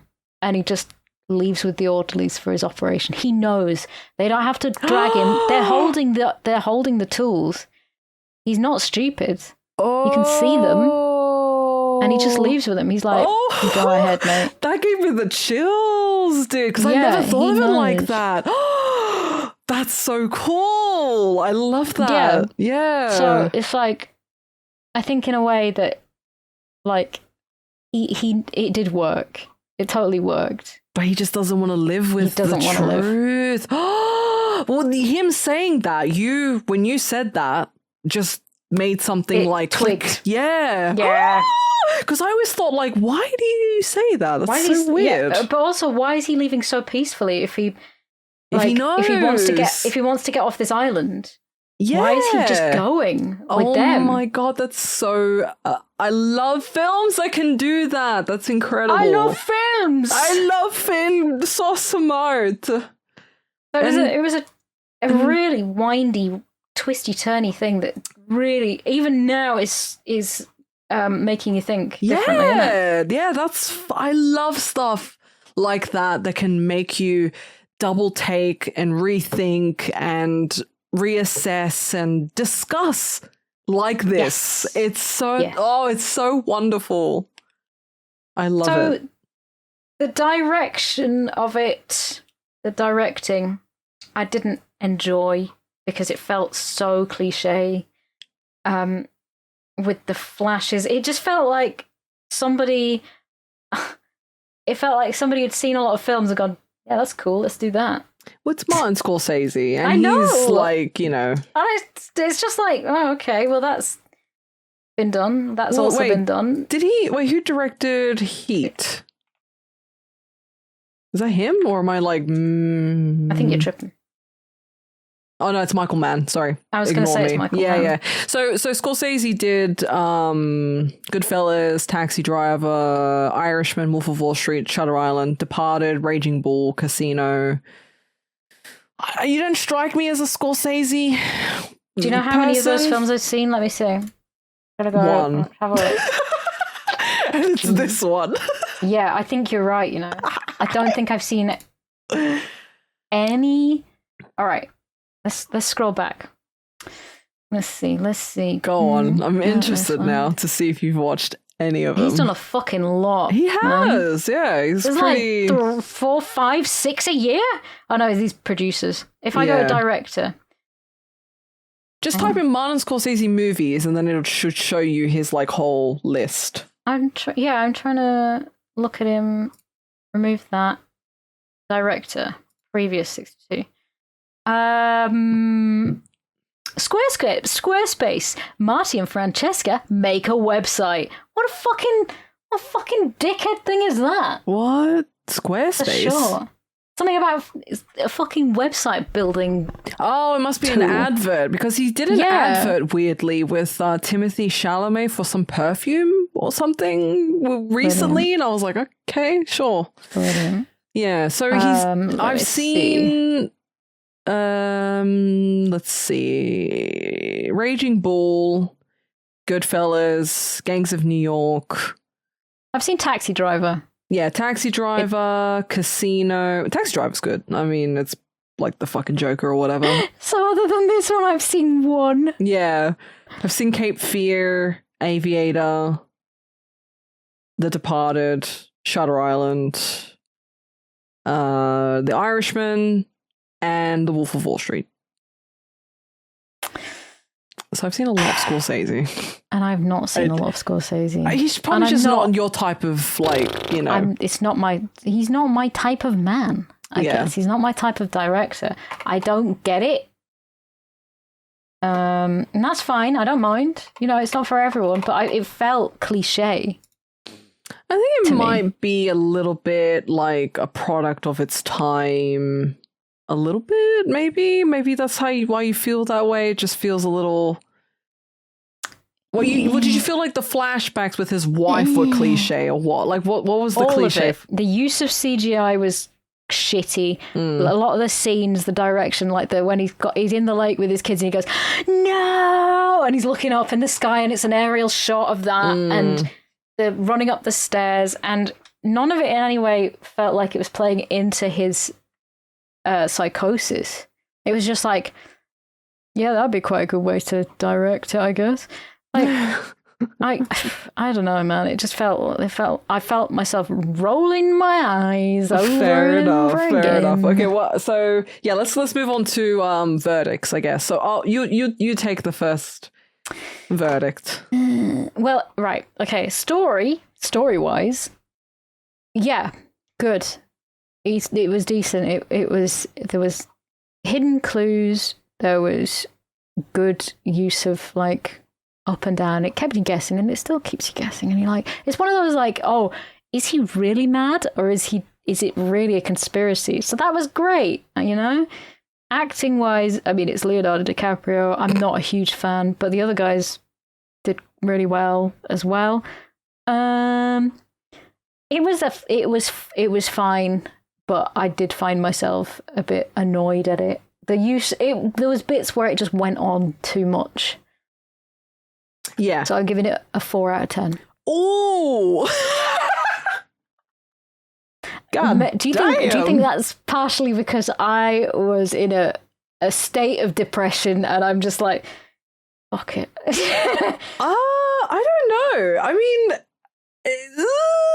I don't know. I kind of expected you to give it I don't know, like a 6, I guess. Yeah. That's fine. Well, I mean, it's each to their own, isn't it? Yeah, fuck yeah. Well, it's, I have my reasons. It just felt more cliche than anything. I guess I didn't really find myself. There was only little bits of fun in there, and the rest of the time I was like, yeah, fair enough. What about you, G? Yeah. So I think I watched this when it first came out. So back in 2010. I had my conceptions of it previously, and I knew, obviously, like I said, the major plot stuff. It was an interesting rewatch, knowing the twist and the turns and the things that they were trying to gaslight you with and all that kind of stuff. Production value, I thought, was pretty decent-ish, like with certain limitations, obviously with like the CGI. It didn't feel like super convincing in a lot of aspects because the backgrounds did look very fake and stuff. But I guess you could argue that in some of the hallucination stuff, it is fake. And it is made up. Yeah, because he's imagining it. So I guess you could argue in that. It's very like dreamlike, doesn't look real. And maybe that's what he was going for. Maybe. Yeah. Who fucking knows? But sure. I like the story.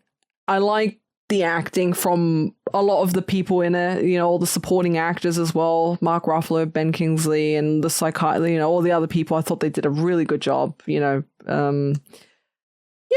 like it. I think it's a pretty solid film, so I think it's an 8. Nice one. I think an 8. I like the mystery, I like the thriller, I like the intrigue and the acting, and I think it's a very interesting movie. And I love thrillers like this. I love anything that can make you keep you guessing and She loves anything with Leonardo DiCaprio in it. I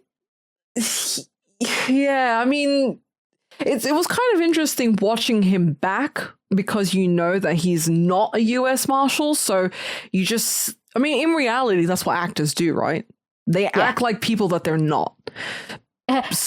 You know what I mean? Oh my God, G-Star. What?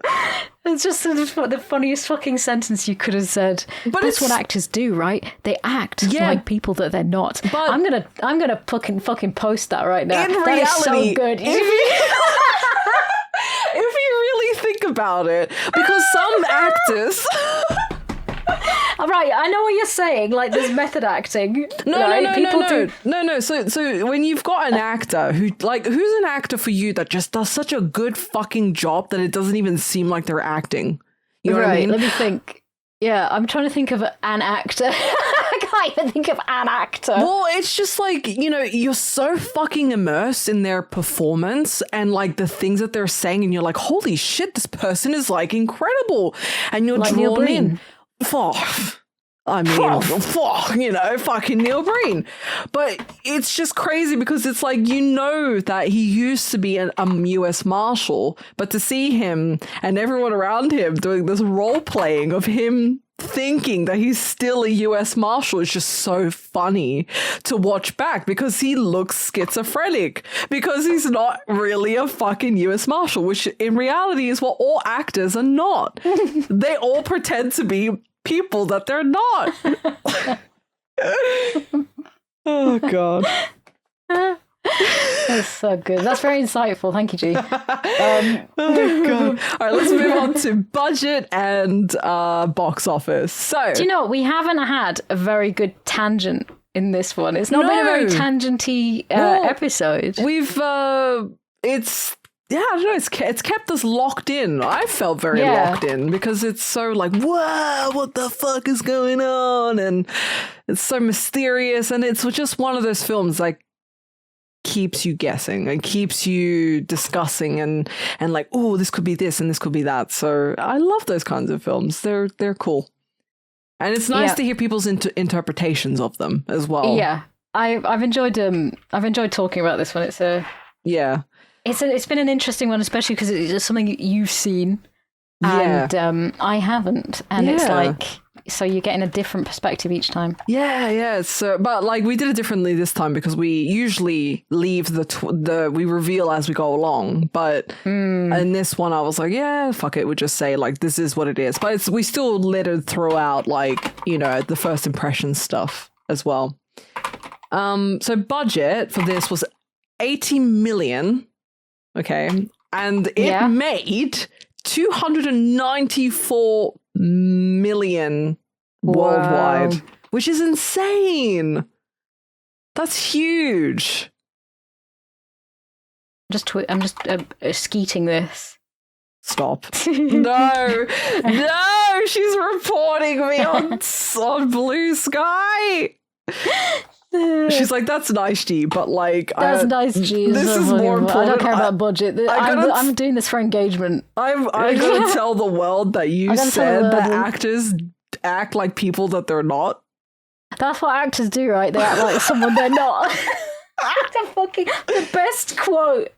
No, so but like when you like strip something down to its bare bones, right? Because when you've done like production work and when you've done behind the scenes work, you know how the sausage is made. But like some movies and some actors are so good and convincing that it's like, whoa, this is crazy. I know exactly what you mean. I know, but when I said it, it sounded naff. Because it's like, it sounded fucking brilliant. It sounded so good. Like, I understand the where you were coming from. It's just the mouth didn't quite manage to articulate what you were saying at the time. The delivery. Crying. Oh god. Okay. So, any interesting trivia? Let me get the hang on, I haven't got the IMDb open right now. I'm getting there though. The title's an anagram of truth and lies. Excuse me? What? Oh my god. And truth/denials. That's crazy, dude. Holy shit, that is quite clever, That actually. is really cool. But obviously we have the author to thank for that, so. Yeah, it's not really anybody else. So, the rain turns heavier as the story gets deeper, and then the sun only comes out in the final scenes, which is a reference to Freud, who described the subconscious as a confusing cloudy weather in opposition to the clear skies of the consciousness. Okay. But he also did talk a lot about penises, which is the reference. yeah, he also did that too. So, Freud. Freudy. Let's see. So the working title was Ashcliffe, which is the name of the insane asylum. Yeah. Which isn't as fun. No, I don't like that. That's not as like punchy, I don't think. No. The music that accompanies the opening Paramount logo credits are taken from a sample of the soundtrack from The Shining. Now that is fascinating. Biff's not impressed. I'm not impressed. Filmed in 4 months. Okay, great. I'm looking at the trivia and it's like people are writing down David Fincher was considered as a director. I could write any fucking thing down here. Well, no, there's interesting ones. Like, you know, this is the last Martin Scorsese movie to be shot entirely on film. I find that fascinating because, you know, obviously they don't use those kind of... Like, I love when a movie's like done on like 35 millimeter film and stuff like that because it looks, you can tell. Oh, I didn't know if so they were going to shoot the Holocaust scenes in 16 millimeter to make it look different. Oh, that's actually really cool. Yeah, they were going to do it sort of like different. I don't know. David Fincher was considered as a director. I literally just said that, didn't I? Did you? Yeah. Sorry, I got excited about the film Who's David thing. Fincher? He has done like production for Mindhunter, House of Cards, Love, Death and Robots. Yeah, I think those are like the main ones. That name sounds like really familiar though. I might be confusing him with someone else potentially. Interesting. So they got the music from the motion picture released as well. The film does not have an original score. Robbie Robertson created an ensemble of previously recorded material to use in the film. Great. They just kind of like took other shit and put it together so that it wasn't original. But that's fine. I'm fine with that. Brian Eno was in it. Who? I like Brian Eno. Brian Eno. He does ambient things. Oh, very nice. Very very nice. I'm trying to find some other like there's so many bits of trivia that nobody's pointing them like as helpful on IMDb. What are you because talking about? Right, no, look at this. Look at this. Do you think this is a good bit of trivia to put on IMDb? The lighthouse sequence is a key moment in revealing the film's twist. Okay, that's not particularly. It's bullshit. The 67th patient you're looking at the 67th patient who is supposedly missing is actually Teddy himself. Yes, we know. We got that from it. Oh my god, there's so holy fuck. I've never seen so much trivia that doesn't have bullshit. Oh my god. One patient's drinking glass disappears mid-shot, highlighting unreliable narration. I think that's a fucking continuity error. Fuck you. Oh my god. I can't. Another patient writes run in Teddy's notebook, foreshadowing danger. Right. Thanks, this bruh. person should be fucking banned. Fucking someone needs to clean this shit up, you know? This is all spoilers. This is not even in the spoilers section. The red and green colour contrast signals moments of delusion. I'm going to fucking lose my mind at this. Scorsese left the ending ambiguous to encourage interpretation. Sheesh! Thank you. Very helpful. The ominous ferry ride at the start is a metaphor for entering madness. I am going to hunt this person down. I'm going to make an IMDb account and I'm going to upvote all of these. You. The name Ladis sounds like lattice, symbolizing Teddy's fragmented mind. I am going to slap this person. Oh, the anagram puzzles are a key part of the film's mystery. I encourage everybody to go on the trivia. Yeah. Some dialogue repeats to hint at Teddy's delusions. I'm getting delusional now. Yeah, I'm losing my mind. This is nuts. Absolutely Several nuts. scenes use long takes to build tension. Oh, thanks for explaining the obvious. The storm sequence required complex water effects. Some people just want to be heard, don't they? Yeah, but the script was written several times before filming. It's like, yeah, that's pretty obvious. Like, most scripts go through... These weren't even in the spoilers section. Like, the spoilers section has all the interesting shit. Yeah. There must be hundreds. There must be hundreds of these. Because they've got so fucking many. Yeah, anyway, we know this stuff. Yeah. We know all of this. That was Shutter Island.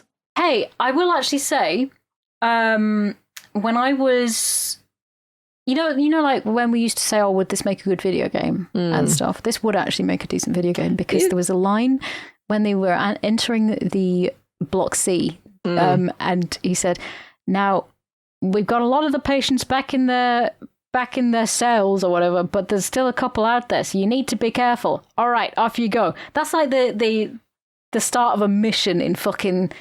Yeah, you've got like a point. Hitman or something. I don't know. It's like the Evil Within or something. Like it's fucking... like here's your setup, here's your task, here's your quest. Off you fucking go.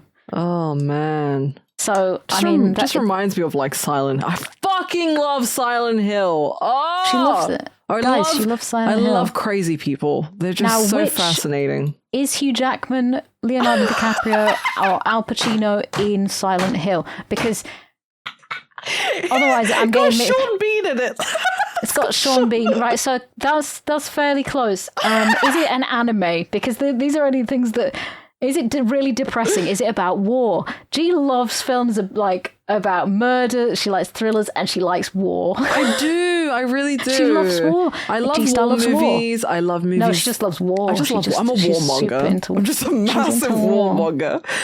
I don't know. I just find anything psychological, anything like deep rooted and mysterious and has intrigue and just fucking gets the juices flowing, you know? It's so fucking fascinating. DiCaprio gets G-Star's juices flowing. Definitely not DiCaprio. I mean, he loves him. I mean, you're a bit old. True. I'm fucking way past his age limit, so... Yeah. I think actually his latest girlfriend's like 26, so maybe the curse is broken. Do you think? Yeah. I think he's going to be like, hang on a minute, you're 26 Yeah. He's going to be like, oh shit, I've done my maths wrong. No, you're too old. Get out. Right, we're going to do some dice rolling. We've got Labyrinth, Dreamscape, right? Total Recall, Cemetery Man, and Under the Silver Lake, and the last one was Napoleon Dynamite. Oh, Under the Silver Lake. Yeah. Oh. Here we go. It's a 1. We're watching Labyrinth. G. Oh, that's been on there for fucking ages. It's been on there since like near the start, I think. Far out. Yeah, well, so was like Shutter Island, I'm pretty sure. So yeah, we'll have to look back at our lists and see what's made it through and what hasn't, like all the way through. That's a good. You know, somebody has made, one of our Patreon supporters, Enki, has made a spreadsheet of our movies and things that have been chosen and the ratings, and like it's really fucking thorough. Like, it's brilliant. I need to send it to you. Actually, before we move on, just really quickly, we do have a Patreon. Next, I keep forgetting to mention this at the beginning of every episode because I know we waffle for quite some time. We do have a Patreon and we have like various tiers. So if you do want to support us and the work that we do, and obviously, you know, again, we're so happy to be back and we're so grateful to the people who do support us over on the Patreon. It means the world that people, you know, support us and believe in what we do. Thank you. Honestly, thank you for listening as well, because we love doing this and we love that people enjoy listening to us talk about absolutely. Lights. Oh, I forgot to say that I got the light, by the way. And G knows that I got the light, I know, if you're listening. But and I was talking hell. so much about that fucking light, and I spent £130 on a DJ light. It's like, this is what, like, beautiful. Isn't it gorgeous? Yes, it is. It's fucking ethereal as anything. It's gorgeous. It's so good. And it's like you can change the colours, but I like it on white because it kind of like, it looks like a proper looks like water. Yeah, it looks like water, and it's like got rainbow sort of flowing through it, like when it's on white, because it's the full spectrum and it's passing through prisms. So, fantastic. It's absolutely stunning. It really, really is. And I'm like, so, because we did a stream yesterday and I just couldn't stop looking at it. I was like, isn't it great? Yeah, it's gorgeous. It's really, really beautiful.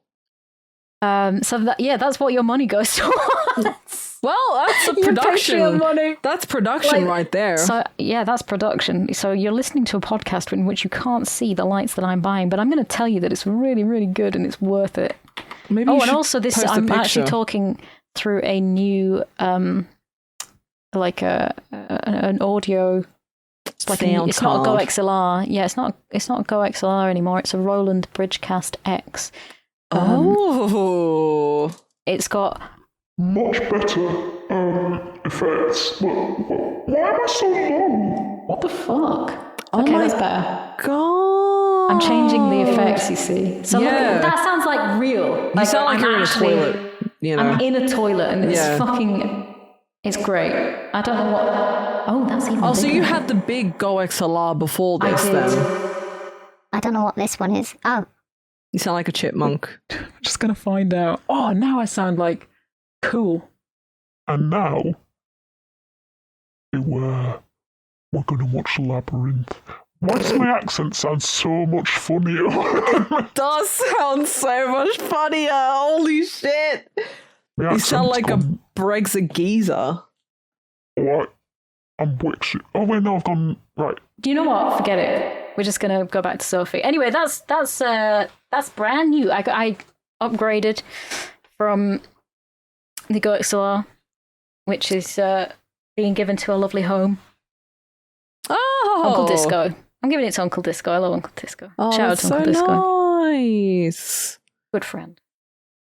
So, wow, we're going to watch Labyrinth. I can't believe it. I'm excited. I'm Yeah. very keen on that. Good shit, man.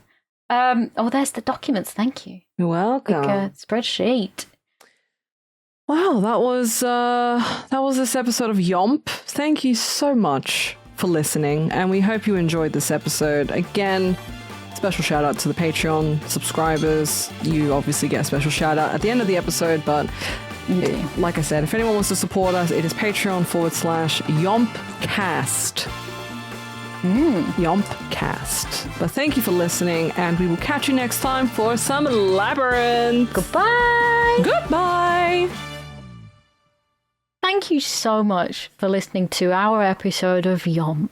If you would like to be an executive producer of YOMP and help support myself and Jisa and all of our editors and our everlasting quest for junk to pile on our backs, then you can become a patron at YOMPcast, patreon.com/YOMPcast. I'll get it right one of these days. And you can be added to the list of incredible people such as Steve, Lawrence Thibodeau, Scott 5877, I'm a Robot 012C, Look K33, and Enki 13. You are wonderful. I mean, all of you are wonderful for listening, but thank you so much for supporting us as well. Enjoy Drive. I know you will.